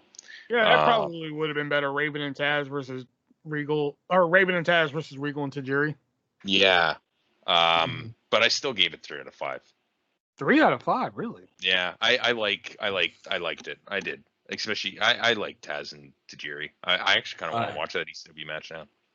I'm a big Tajiri mark, so I gave it a 3 out of 5. One thing I also marked down, and I really noticed this because it bothers me that they still call it the Alabama Slam, even though the people doing it now are not from Alabama. But they like called Drew it McIntyre. the whip. They called it the Sheamus. Yeah, Sheamus, but they called it the Whiplash Effect. Hmm. And that was one. So one thing at first I thought it was just it was just a call on like Tajiri's reaction to the move because JR said, "Oh, Whiplash Effect, Taz with the Tajiri's with the Whiplash Effect." I'm like, what the fuck, Whiplash Effect? And then Cole said it too. Like, Tajiri kicked out, and Cole said something about Taz hitting Tajiri with the Whiplash Effect. I'm like, that sounds so much better than the Alabama That actually Slam. does, yeah. Whiplash Effect. That's a good name for a movie. 3, like that. Well, it's only called the Alabama awesome. Slam. Hardcore Holly's from Alabama, so. Yeah. Well, but that's what I mean. Like, if it's not Bob Holly, it shouldn't be the Alabama Slam. That's true too. Speaking of Hardcore Holly, though, we have the best segment of the night coming up here. We cut the Hardcore Hollies for some reason signing autographs, which that just felt weird right there in and on itself. Hardcore Holly signing autographs at the ill-fated WWF New York restaurant, and he's actually being nice to people, which that again felt weird. But he's not nice to the next guy who is wearing a WCW T-shirt and wants an autograph from Bob Holly, and he stands up. And he's like, "Boy, do you know where you are, boy? Is this WCW New York? No, this is WWF New York, boy." I'm paraphrasing. And he just rips off this fan's shirt and tells him to get the hell out of here, which I didn't know they were allowed to do that at fucking autograph signings. I have a note on this too, actually. This would be the same thing as today, Seth Rollins being approached by a fan wearing an AEW shirt. Context? Because he's wearing the WCW shirt and Seth Rollins works for WWE. Okay. No. I just thought it was funny how fucking he just rips off this fan's shirt and he goes right back to signing autographs. Yeah. Like there would be lawsuits out the ass. Yeah. Oh my god. Realistically, yes, but this is the land of sports entertainment. I know. Yeah. Boy, do you know where you are? Is this WCW Nitro Grill? Which that would have been a great reference if he said that instead. This is AEW New York. Is this Hulk Hogan's Pastamania?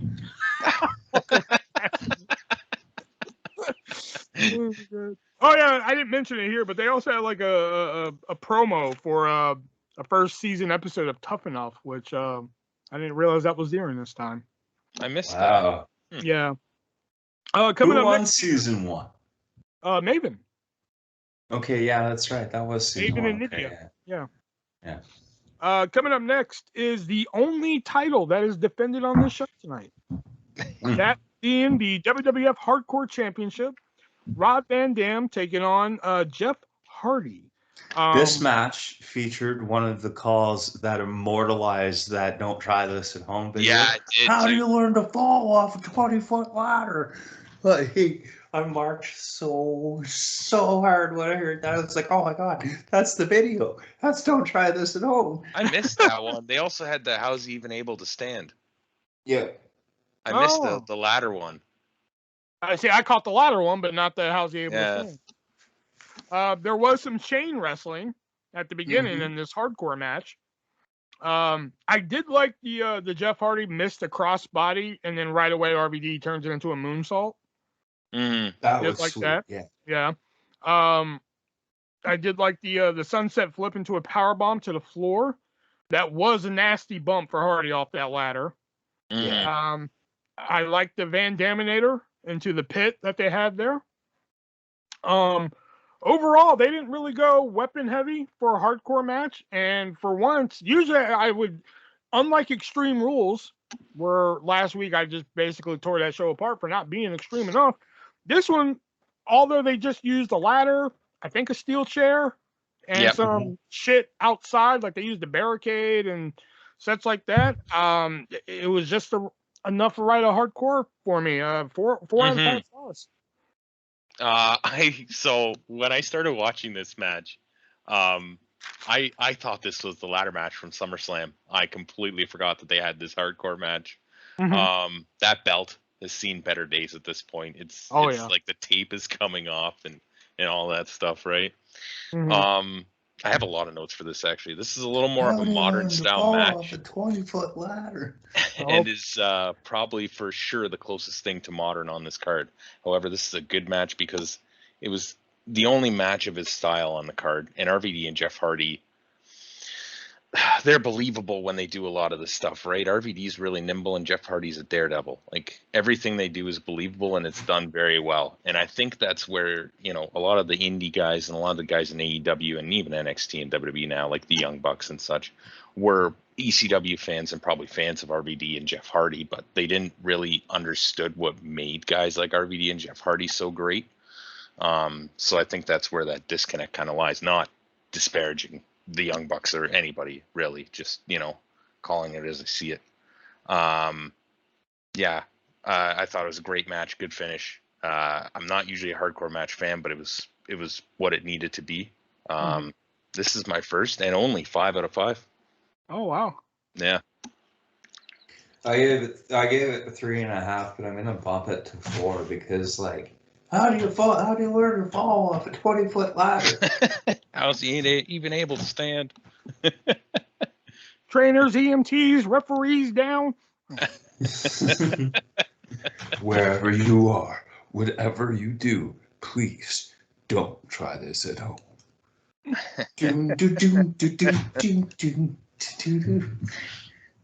All right. And coming up next here is the first ever, and I believe the only, the first ever tag team bra and panties match. WCW Stacy Keibler and Tori Wilson versus WWF's Trish and Lita, which this one actually had a video package. I didn't write that one down, but not as epic as the other ones. It was pretty bad. There was something else I wanted to mention before the match. What was it? Why was Mick Foley the special referee in this too? Because they mentioned on commentary that, like, if he refereed the referee match, he'd do it under one condition, and this was the condition. And there's no way Mick Foley actually went up to Vince and was like, "Yo, I'll referee the other match." There's no way Mick Foley is that perverted to be like, "Hey, exactly. If you're making me referee the referee match, then I get to referee the bra and panties match." Like, you mean, don't they roll over him at one point too? Well, we've seen Mick Foley's wife and his kids at that point. So, like, what? Yeah. You gotta suspend disbelief, pal. It's hard though. But that's what I was gonna mention. There was like earlier in the show, I didn't mention it. Earlier in the show, there was like this horrible fucking promo from Stacy and Tori.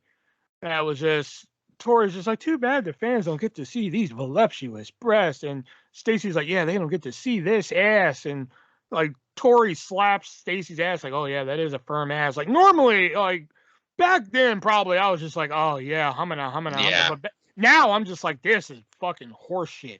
I actually had a note for that specific thing you're talking about, and I just wrote "worse slutty."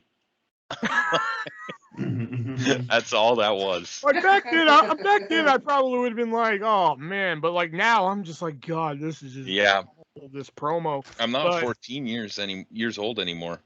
I know, but like I did the first thing I wrote down was, man, I do miss Stacy Keibler. And this was long before Trish was any good. Yeah, I think she was just starting to get on her feet a little bit. You know, she was starting to get her feet wet a little bit. Well, how much did she wrestle in WCW? Who, Trish? Who? Tori. Oh, sorry. I thought you said Tori. Never mind. I was about to say none for Trish. Yeah, but, like, Trish. This is when like Trish was like starting to get into her groove a little bit. You know, she was starting to get good. And And fun fact, I mean, I know WCW's women roster was not that deep, but I was thinking about it today, and I never thought about it today. But these are the only 2 women that WWF took from WCW. Because they're blonde. Well, I wouldn't say that. Well, I mean, to be fair, did anybody else know who any of the others were besides Medusa? You figured they would take at least some of the Nitro girls and try and turn them into wrestlers. Yeah. You know? Besides Sean's wife and Charmel, I mean... And this, I mean, again, I wouldn't say they were ever really great workers to begin with, but this match really exposes Tori and Stacy. Yeah. Yeah. 1 star out of 5. And I only gave it the 1 star because, titties and ass. I'm still a guy after all. Yeah. No, exactly. Gee, I wonder what Shelby gave this match. 14-year-old me who got this DVD for the first time would be upset that I skipped this match instead of taking another ride on Spank Mountain. But this storyline is awful. Trish and Lita worked much better as rivals, and nothing against Tori and Stacy, but this feels beneath Trish and Lita. I feel dirty now. 0 to 5. I knew that 0 was for this match. I knew it. I feel dirty now. 0 out of 5. That promo was just awful, though. It was like Jerry Springer on acid. Too bad the fans don't get to see my voluptuous breast. We're going to go see the Hardy Boys later. Yeah. They don't get to see my ass, and then Tori slaps her ass. Ooh, that is a firm ass, Stacy. You know, like, what the fuck? What the fuck? That's a great reaction. I mean, you know if I'm dissing something, man. Yeah. Yeah, pretty much. Oh, my God. And what'd you think of it, Nick? You've all summed it up. 1 out of 5. And that's being generous. Like, fuck. Yeah. Especially now, too. Like, yeah, titties and ass. But, I mean, we've seen all of it. Well, not Lita, but... And not Stacy, but still.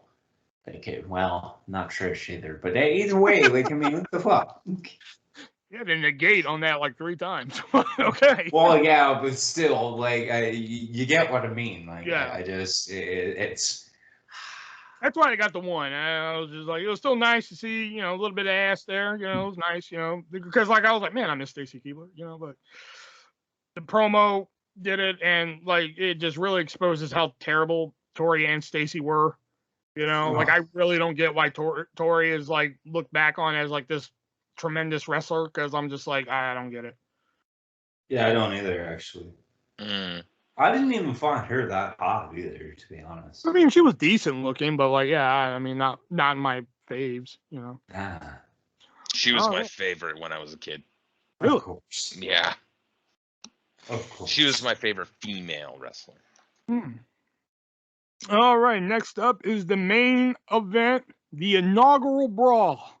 WWF taking on WCW and ECW, that being Stone Cold Steve Austin, Kurt Angle, The Undertaker, Kane, and Chris Jericho, taking on Diamond Dallas Page, Booker T, the Dudley Boys, and Rhino. Technically, the inaugural brawl would have been the first match of the pay-per-view, because, well, I mean, that's the first WCW versus WWF match. But that's not a brawl. True, too. Yeah, but... The first note I wrote down here is like, why did Booker T come out before DDP? Why did DDP come out before Booker T? You mean Booker T come out before DDP? Yeah, that's it. Yeah. Yeah, because so that Undertaker could attack him and start it before Austin came out. And plus, I understand why Rhino was in the match, because he was the former last ECW and TV champion. But did anybody else feel like that Rhino was like a kid with Skittles in George Zimmerman's neighborhood? Yep. That's a horrible reference. I don't know if I'd say that. I also thought this match was very slow. Well, there's a lot of like, there's a lot of like old school wrestling kind of like back and forth, having the heels come in and destroy the babyface, and then the babyface getting their comeback and getting the hot tag. So And yeah, then, there like, is still parts. once all the carnage happened, that's when I kind of perked up some, of course. Well, and Yeah. then when you've got the McMahons and a Walrus at ringside, like there's going to be chaos. That's got to too. be the only time that Stephanie has ever stood that close to Paul Heyman. That's got to be the only time. And Paul Heyman probably got a Woody because of it too. Creepy bastard. You see here, Stephanie. You know, going back to the draft real quick, that was one thing I was like, all right, man, the draft, man. Stephanie McMahon's back on TV. Then they did Sonya Deville and Adam Pearce. I'm so sick of those two. And I feel like poor Asuka's going to feel the wrath of Khan. Okay. Yeah, but anyway. But yeah, I liked all the carnage at the end, the table spots, all the table spots, Dudley's and all that good stuff. The only thing I didn't like is just knowing how this invasion ends, because like come Survivor Series, I think like only Booker T from the invasion side makes it to that main event. Yep. Wasn't RVD in there too? Well, I mean RVD. from the inaugural brawl. Okay, yeah. Dudley's were not on Team Alliance or Coalition, whatever. Rhino was not. Rhino gets relegated to the mid card. DDP was in the Battle Royal. Yeah, DDP he gets Battle Royal treatment. You know, only Booker T is the only one that gets. He was in the inaugural brawl and the battle to settle it all. Pretty much everybody on the WWF side is in the main event somehow, except for The Rock. The Rock is added to it. You know, I guess you could count Shane McMahon, even though he's not in the match, but he's at ringside. Overall, I would have gave this match 2.5, but because of the carnage, I upped it to 3.5. And of course, the big swerve at the end, you know, Austin joining the company that fired him via fucking phone call or fax. Yeah, that's the fucking worst ending to a pay-per-view, definitely in the 2000s for sure. If not, I think him and McMahon at 17. Yeah, actually, true. Still, it's one of the worst ever, I would think. I do like him running to the ring though. I like how they start the fight before he gets there, and then him running to the ring and just before he connects the first punch, still like sends chills down my spine. I believe, if I remember correctly, this is the first wrestling pay-per-view I ever owned. So I've watched the shit out of this one. For a 10-man tag, I thought it was pretty good. Nothing special at the beginning, just tags back and forth. Heels would get their shit in. Babyface would make the hot tag, then the comeback. It got a little messy at the end. I did like the table spots, but it was a little bit chaotic. It didn't make a lot of sense if you're going by normal wrestling rules. However, because of invasion purposes, I can give it a bit of a pass on that.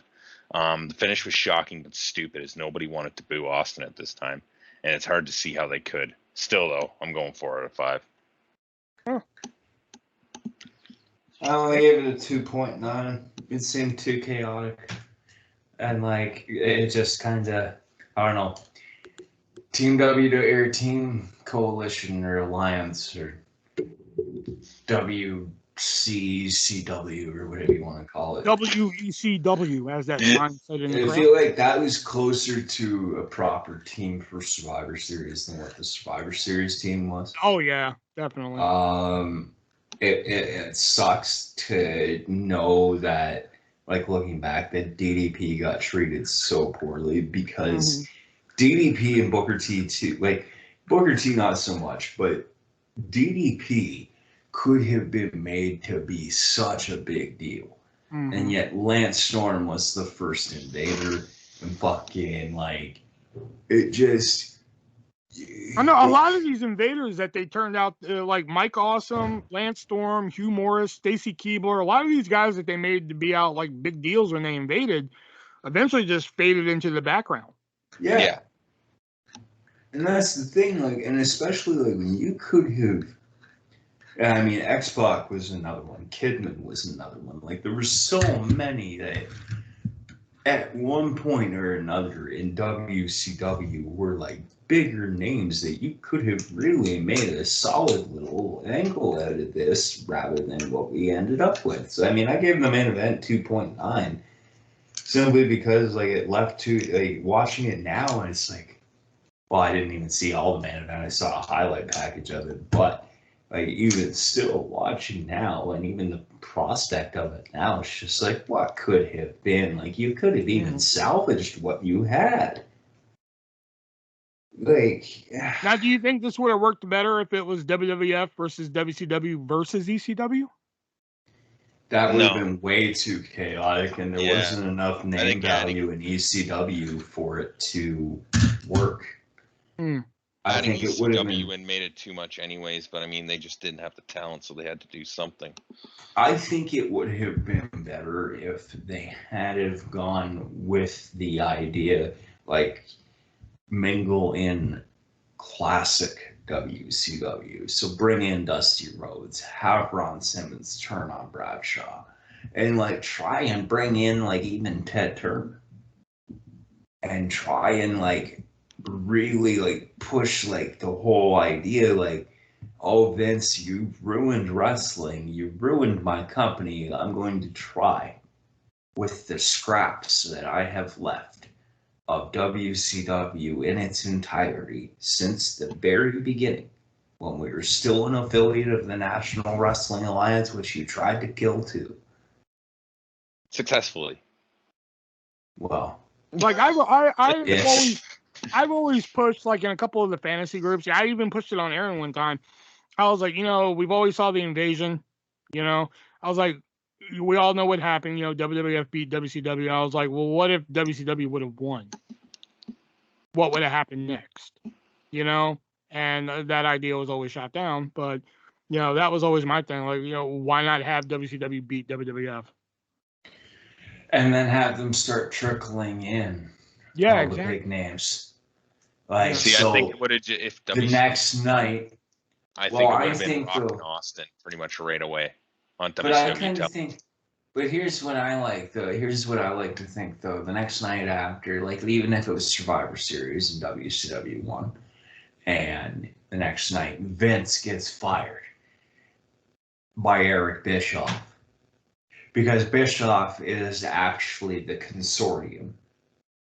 And so he is now majority owner because he bought out. So you still have the consortium, but reversed. So like Bischoff owns everything now. And Vince is just like, what the fuck? Like, and so now Bischoff, you've trickled in Bischoff, and Jarrett gets back on the payroll. Even you bring Jeff Jarrett back in. I'm gonna redeem what Vince did to and then you eventually set up another match where it's like, okay, Vince wants his company back, Yeah. and then set it up again. Then WWF wins. Yeah. You could do Vince and Linda versus Bischoff and Stephanie. That's Bischoff and Stephanie. That's what I would have done. Steph, yeah. That's what I would have done. But hey, Will, go suck your fat ass. Yeah. They like to say that to you a lot. I know, that right? Seems to be every company. I know. No matter if you've worked for them, watched them, written to them. Yeah. So on a scale of 1 to 10, what do we give Invasion? 6. That's what I gave it. I gave it 6. 6 out of 10. Yeah, Because the show started off strong, but the filler matches kind of lost me.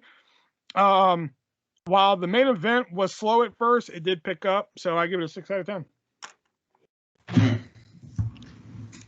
Yeah. And so, would you give it? I already said 7. 7? Okay, I didn't hear you. So don't give me attitude. I didn't give you attitude. Gave you self-attitude. Shut up! All right. So that was our first classic pay-per-view review. Hopefully you guys like that there. So before we get into our wrestling fact of the week, you probably heard me crack open something while Nick was talking about his fantasy book Invasion there. And that sound was the sound of a Raze energy drink that is available on repsports.com. And you can get Raze energy drinks on repsports.com, as well as a variety of other products. You can also get Raze Energy on the go. You can also get Broken Arrow pre-workout. You can also get Hypersleep. You can also get stickers. You can also get decals. You can also get t-shirts and hats. All that great stuff from Raise Energy and repsports.com. And if you check the description of this podcast right there, we have a fantastic deal for you. You click that link down there, you put in the checkout code ARTIST, and I'm going to give you 4 packets of Broken Arrow pre-workout, 2 packets of Hypersleep, 2 packets of Raise on the Go. That is a Raise Energy liquid and powder form. On top of all that, I'm going to give you 4 cans of the delicious Raise energy drink. I just had one of those this morning. I'm having one right now. It's not Mountain Dew Baja Blast Zero Sugar. It's delicious. It's not fucking late to have an energy drink. It's none of your goddamn business. State of my life. Oh. You're not my mom. Okay. But I just had South Beach this morning. But you don't get that with the 4-pack. In the 4-pack, you get sour gummy worms, Baja Lime, which is one of my personal favorites. I actually have cans of that upstairs. And there's a 4th flavor that Shelby actually enjoys. Shelby, what's that 4th flavor? Oh, I think it's called Galaxy Burst. Yeah, Shelby really likes the flavor. Look at those 4 cans in there. All we ask is that you cover shipping, which is $9.99. And I bet you're wondering, like, I don't want to pay $10 for it. Well, guess what? If you pay that $10, on top of all that, I'm going to give you a $10 free gift card to repsports.com. That pretty much pays for your shipping. So the next time you go to repsports.com, because you're going to try all the products, you're going to love it. You can go there, use my checkout code ARTIST, save 15%, plus use the $10 gift card at the website as well. So head on over to repsports.com, get yourself some Galaxy Burst. There you go. And you have to type it in all sexy. Hell yeah. Sultry. Yeah, you have to type in sultry, otherwise it doesn't pop up. Smooth. Yeah. Let Galaxy Burst come in your mouth today. Oh. That's delicious. Best wishes, Galaxy Burst. Head on over to repsports.com. Use checkout code ARTIST. Save yourself 15% on your purchase. All right, Nick. We're going to move on to our wrestling fact of the week here, which Nick usually finds some interesting fact that we may or may not know, or some story that we may or may not have heard. We usually go into it blind. So, Nick, what do you got? All right, so I think it's well known, the story about how Bubba Dudley talked about Spike and Shane McMahon being in the car they were going from one city to another, and they called Vince really late at night, and Spike asked for weed. Mm-hmm. Okay, so kind of an extension to that story. So I believe, I don't know if this is correct or not, but I believe I read it was in early 2002 when Bubba was teaming with Spike after they had split the Dudley Boys. And Bubba had gone looking for Spike backstage to go over the match. He couldn't find him. And like he said, he had been looking for him for like 2, 3, maybe even 4 hours that day. And finally he had to go to the bathroom. And so at the arena they were in, he goes into the bathroom and he's looking around and he's noticing there's like this kind of smoky air in the bathroom. And he says, you see, Spike used to have these little polka dotted boots. Well, he saw Spike's little polka dotted boots and he knocked on the stall and there was Spike standing on the toilet seat, smoking joints before he got ready for the matches. And I guess he had been doing that ever since he had signed with the WWF at that point. And that's why it was always a chore to find Spiker. That's why he was always like kind of late getting to run-throughs and stuff, because he was getting high in the bathroom. Idiot. I mean, if you look at the bumps he took. Well, I guess that was before like their drug policy was really, really strict, I guess. Yeah. And I mean, and if you think about it too, the amount of bumps that Spike took over the years, like maybe he was just preparing. All right, guys, I'm ready now. What are you putting me through tonight? Mae Young. I'm sorry, pardon? Pardon?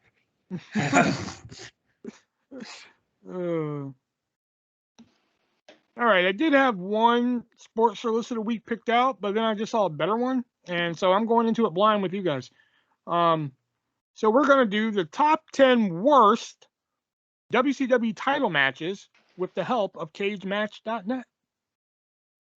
All right. So here we go. Coming in at number 10 is Lex Luger versus Ron Simmons from Halloween Havoc 1991 with a score of 5.96. I think this is the match where Simmons lost, if I'm not mistaken. Yeah, I was just gonna say, was that the one Simmons lost? It was a 2 out of 3 fall. It was a 2 out of 3 match with Simmons winning the first. The second ended with Luger, making it look like Simmons threw him over the top rope to get disqualified. Luger then hit a lame pile driver to win the final fall. It would be okay for a Clash show, but not a major pay-per-view main event. Fair enough. Yeah. Coming in at number 9 is Hollywood Hogan versus Randy Savage, Halloween Havoc 96, 5.83. Is this all Halloween Havoc? What the fuck? Okay. What do they say about it? Well, let's see here. There was a very odd bit of Hogan wearing a wig for the match, and Nick Patrick unable to count to 3 because of a bad neck. Hogan, of course, won the match. Won as the match was overshadowed by Rowdy Piper making his WCW debut. This was not on par with the pair's fun matches of the past. Well, they were both fucking old. Yeah. Okay, shit. I didn't even know these two fought in a WCW title match. Vader versus Davey Boy Smith. Oh yeah. Really? Clash That's of from Clash Champions as well, isn't it? Yeah, Clash of Champions 24, 5.77. That's one I've actually been meaning to watch, but I don't know now. Smith did his show of strength, being able to carry Vader to a vertical suplex and seemed ready to win with a power slam before Harley Race tripped him up. The match was more the setup for Cactus Jack to make his big return to attack Vader and show he lacked some proper challengers in 1993. Yeah. But that Clash of Champions is best known for the debut of the Shockmaster. Oh, it's that one.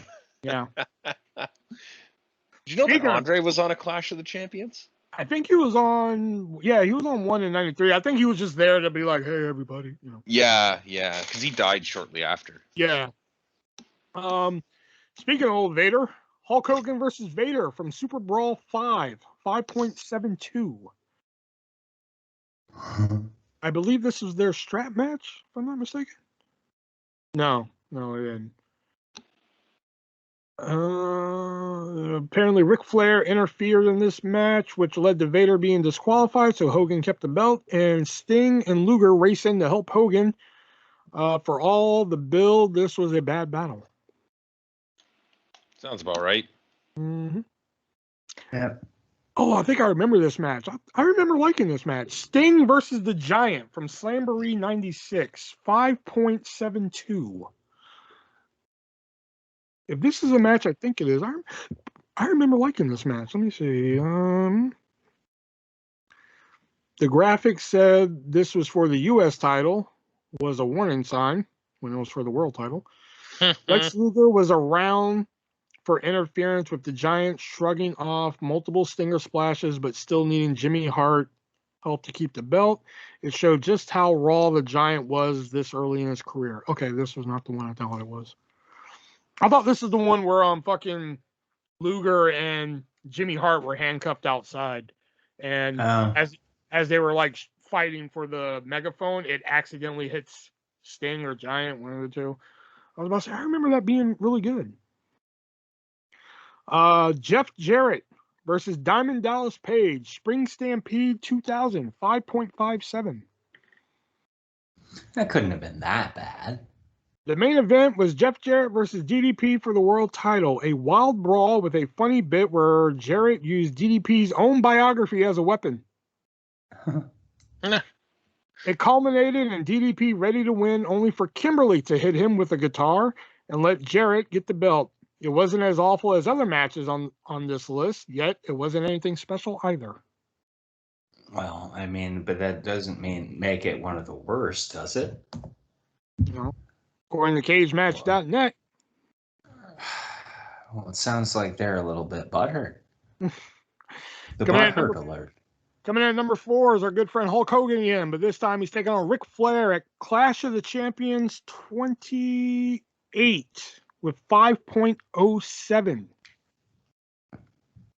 How come these two can never put on a good match? Clash styles. Maybe, I guess. Yeah. Flair had the countout win, so Hogan retained, which was a major letdown for this dream feud. Oh, Everything was a letdown about Flair and Hogan. I think, Not too, a- it was probably hard to decide who would win. not as a letdown as this. Hulk Hogan taking on Big Bubba Rogers on the debut episode of Nitro, 3.45. Oof. Wow. It was a bad match that felt more like a lame 1980s weekend bout, and it suffered being placed in the middle of a shopping mall. Hogan got an easy pin as it was more the setting than the match itself, making it notable.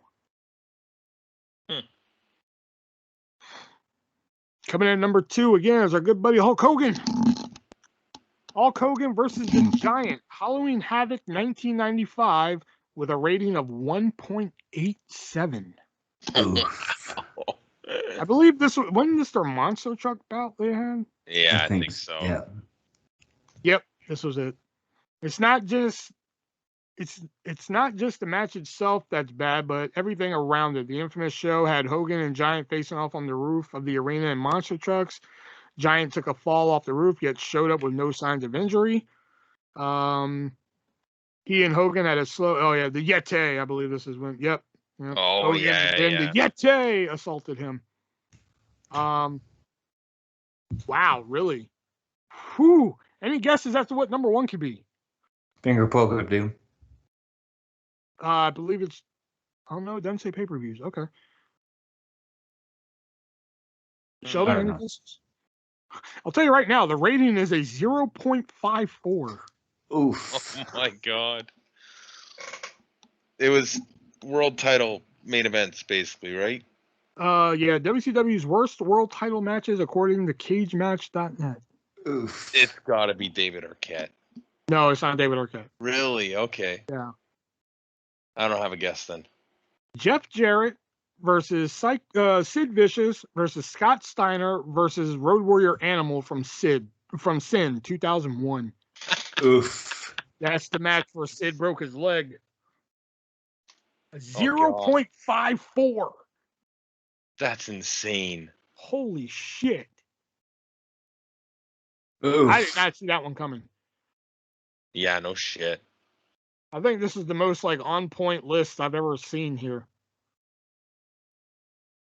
Well, I'm surprised Sportster the Butcher. didn't. I'm surprised the Butcher versus Hogan didn't make this list.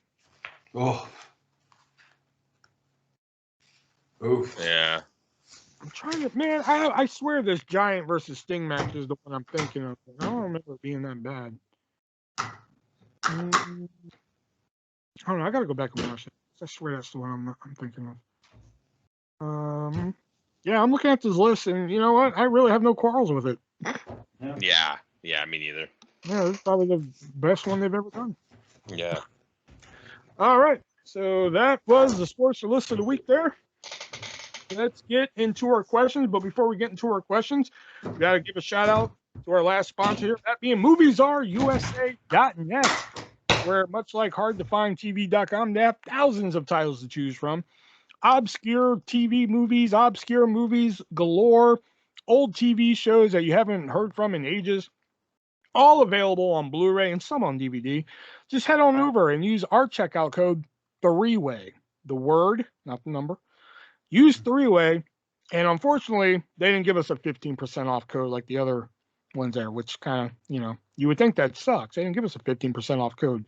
They gave us a 50% off code. You go over there, find any titles you want, put in the code 3-way, and you're going to save 50% on your purchase. I mean, are you a Nightmare on Elm Street fan? Of course you are. Don't answer it. You love Nightmare on Elm Street? Go over there, get the old Freddy's Nightmares TV show, 50% off. You're going to get 3 seasons of television for 50% off. You love Robot Chicken? Of course you do. Don't answer it. You love Robot Chicken? 10 seasons of television for only $20. $20, 10 seasons of television. Can't go wrong there. So head on over to moviesreusa.net. Use the checkout code 3-Way. Save 50% on your purchase. All right. So let's get into our questions here. Let me just pull those up here.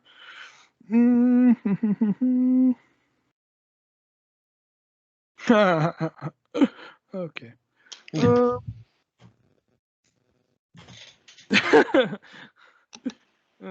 right.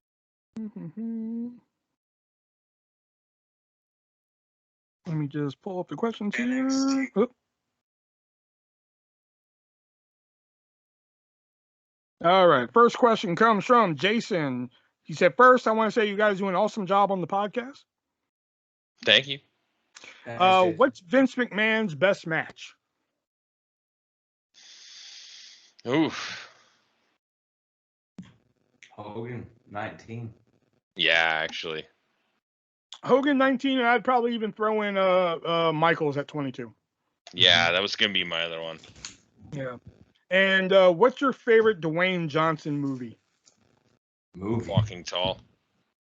Walking Tall. I like The Rundown a lot. Rundown was good too. I like The Rundown a lot. Moana. Really? Wow.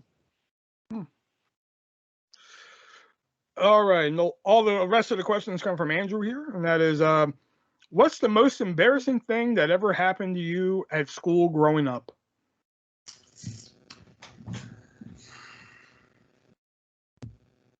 You'd have to read my book, Stories No One Asked For, to find out. I don't know that I can name anything embarrassing. That's mainly because I kept to myself.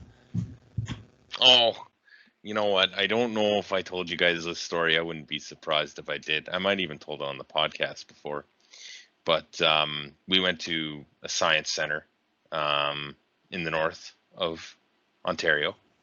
And I think you said north. I immediately thought, I was like, where is this on one of your trips where you just drove north and then south? I think I was in grade 7 or 8. And we were in like this big auditorium, kind of like a college kind of auditorium type idea. And there's this instructor talking about something or other. And he points to me and he said, "What's your name?" And I'm like, "It's Shelby." And he's like, "Did you say chubby?" In a class of 7 graders, he thought my name was Chubby. Your name was now Chubby. Pretty much. That's pretty much it, right? Yep. Your name was now Chubby. Yeah. Yeah. For like the next 6 months. Yeah, pretty much. It was before that too, but that just kind of honed it in, you know. Yep. And then afterwards, you forgot the rest of that story where afterwards you beat the fuck out of that guy. I wanted to. Andrew asks, do you have any favorite Halloween Havoc matches? DDP versus Goldberg. I haven't watched enough old Halloween Havoc to name a favorite match. I'll say Mysterio Guerrero. Oh, that's a good one too. Yeah. Is that Hogan. Purple Suit, Ray? Yeah. Okay, yeah, that is a good one. I like that one. Hogan versus Warrior. Oof. Said best. Only for Bobby Heenan's he was gonna burn that man call. If you ever hear me say like he was gonna burn that man, that's what I'm referring to. Is that I just like the way Heenan said it. He was gonna burn that man. I just like Heenan's calling that. Yeah. Do you wish WWE created more separation between Raw and SmackDown brands? Was the differentiation? You know what fucking I'm trying to say. Was it better in the early 2000s or does it not matter? It was better at the day of the SmackDown 6. Now the brand extension does not matter. I think it's just made it way too diluted. It's made the titles worthless. Even the lineage of the championships now is kind of worthless to me too. So I think when they first started it up again, it was okay. I loved AJ in 2020. Was that 2016 or 2017 when they did the brand Something split? like that. Yeah. it's 16. When he was champ. I think it was 16 as well, late 16. I thought it was good for a while then, but I think around, I don't know, maybe 2019, the brand extension started getting real stale again, maybe 2018. But yeah, I mean, you can, if they want to do the brand extension and have two separate rosters, I think it's okay, but don't have two sets of champions. It's just, you already got enough of those. I mean, I liked it when they first did it, when like it was like, okay, if you're on Raw, you only show up on Raw. You're Yeah. on SmackDown, you only show up on SmackDown. Yeah. You know, that's how they did it when they first did it back in like 2003, 2, something like that. 2. Yeah. Yeah, when they first did, that's it. Unless you were the undisputed champion or women's champion, those were the only two that could go to both brands. You know, but then like then they did the draft lottery, which okay, you know, shake things up. I get that, you know, but then as like the years went on, it just became like they just coming up with goofy rules to get wild card rules. Well, Benoit was the first one to kind of use a rule, so to speak, when he challenged for the world title, right? Well, yeah, but like that was at least a good excuse. Yeah. Like, oh, I won the world title. I get to challenge for any title I want. I'm coming to Raw. Like, okay, all right, fuck me. You got me. Yeah. You know, but like when they started doing like everything was explained by wild card rule. Like when they reintroduced the brand split, it was they clearly said on TV, if you were on Raw, you will only appear on Raw. When you are on SmackDown, you will only appear on SmackDown. And then everything like fucking wild card rule. Yeah, I mean that happened like 2 years in, but yeah, it yeah. You know, is Seth Rollins overrated? No, he's I don't think so. kind of annoying, but he's not overrated.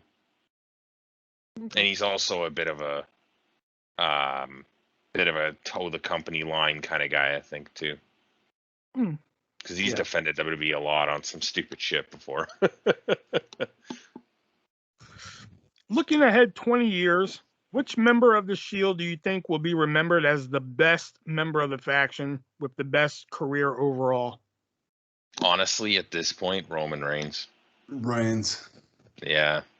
I mean, I would love to say John Moxley, but by that time, people won't know who Dean Ambrose was, even though they were one and the same. They won't know who John Moxley was. Well, in 20 years. To be fair, except for the hardcore fans. Yeah. I don't know. I think I can make a good. I think I can make a good argument for Seth Rollins. Yeah, that one I'd accept. But yeah, I could see, but I think it'll be Reigns. Yeah.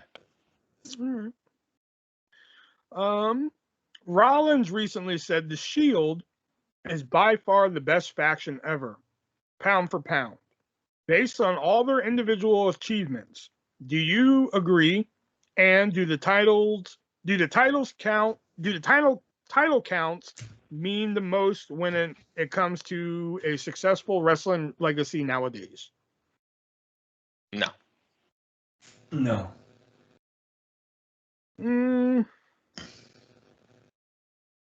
Pound for pound faction wise, I would make the argument for Revolution, but I have a very hard time even trying to make an argument for the best faction because there's so many different ones in different eras and when things meant more than others or vice versa. Yeah. So it's hard to say best faction in the Shield by no means. By no means. And having 20 world title reigns doesn't necessarily mean you're one of the best ever, so to speak. No, because I know Ric Flair has had that, but Roddy Piper is universally considered one of the best ever, and he was never a world champion. So, like, that obviously doesn't hold. No, and I mean it's all about the reign too, right? Like, yeah, sure, you can hold a title for fucking 6 months and face nobody, or you can hold a title for like a month and have some of the greatest matches of your career, like.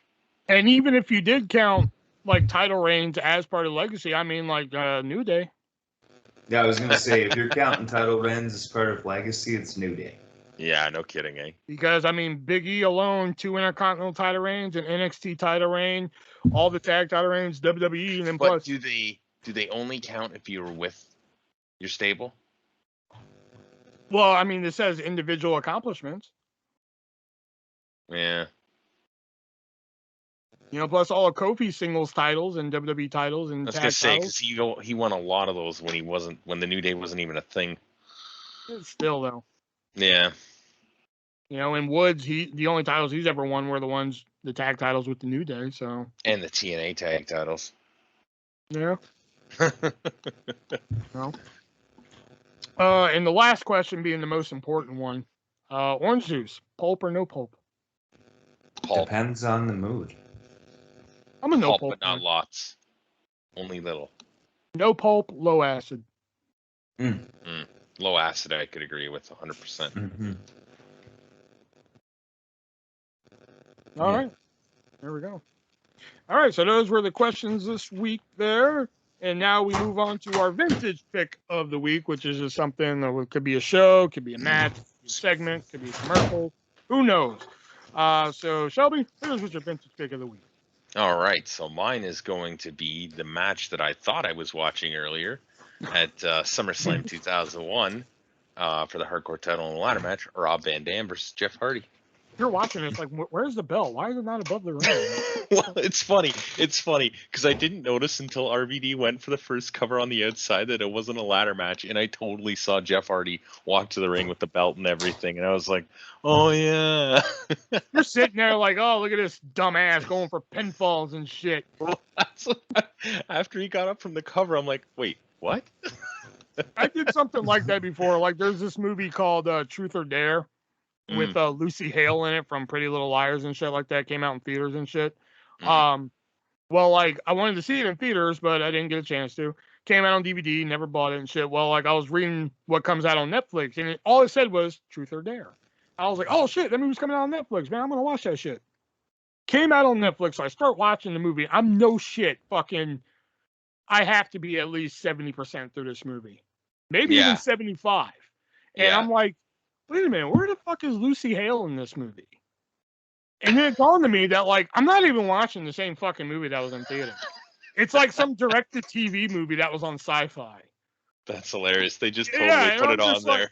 Yeah, and I'm just like, I mean, it was better than the fucking other one, but still, it took me like 75% of the movie to be like, oh, this isn't even the same movie.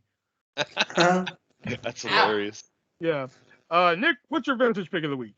It's just kind of like a small little clip. It's from the March 11th, 2011 episode of SmackDown. So at the start of the episode, Edge has like an in-ring segment that led to Edge and Christian versus Brodus Clay and Alberto Del Rio.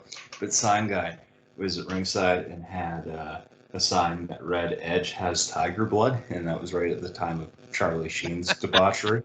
And then Edge actually breaks character, and he's like busting a gut, laughing at Sign Guy's sign, and like there's like a really awkward camera cut to commentary while this is happening. And Edge is just like busting gut laughing, like just fucking. Is that Red Hat guy?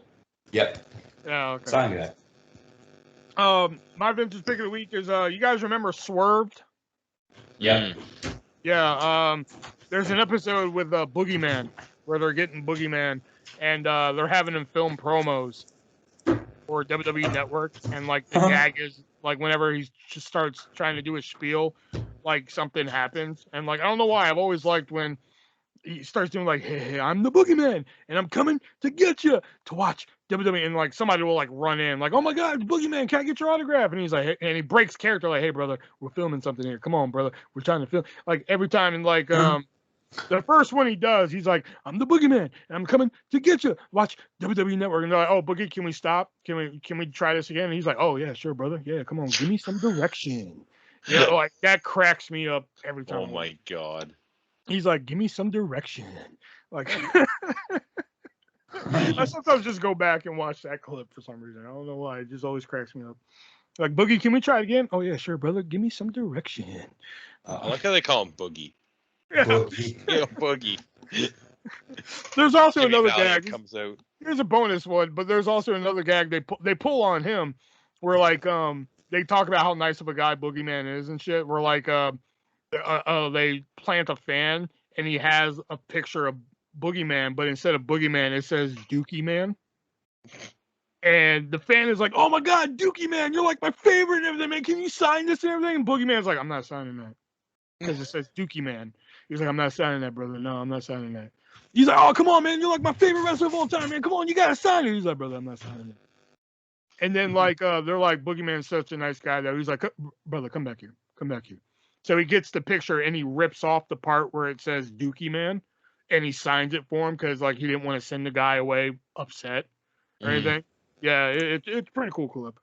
You know, I wish they did more Swerve. Well, more Swerve like the first season. The second season was god awful. But there's the bell, so we know what that means. That signifies the end of the Three-Way Dance Wrestling Podcast this week. And next week, if everybody can, you know, get access to it, we'll tell you right now. We're gonna be reviewing the WWE produced movie and $7 movie, The Rock produced movie, Fighting with My Family. I gotta find my copy of that somewhere. So yeah, we're gonna be watching the Page movie, which God, I already have shit to say about that, man. I've been wanting to watch this for a while. Yeah. It's not even the Page movie that we probably prefer to be watching. Yeah, probably. I've seen that one before, so. Yeah, I've seen that one a few times.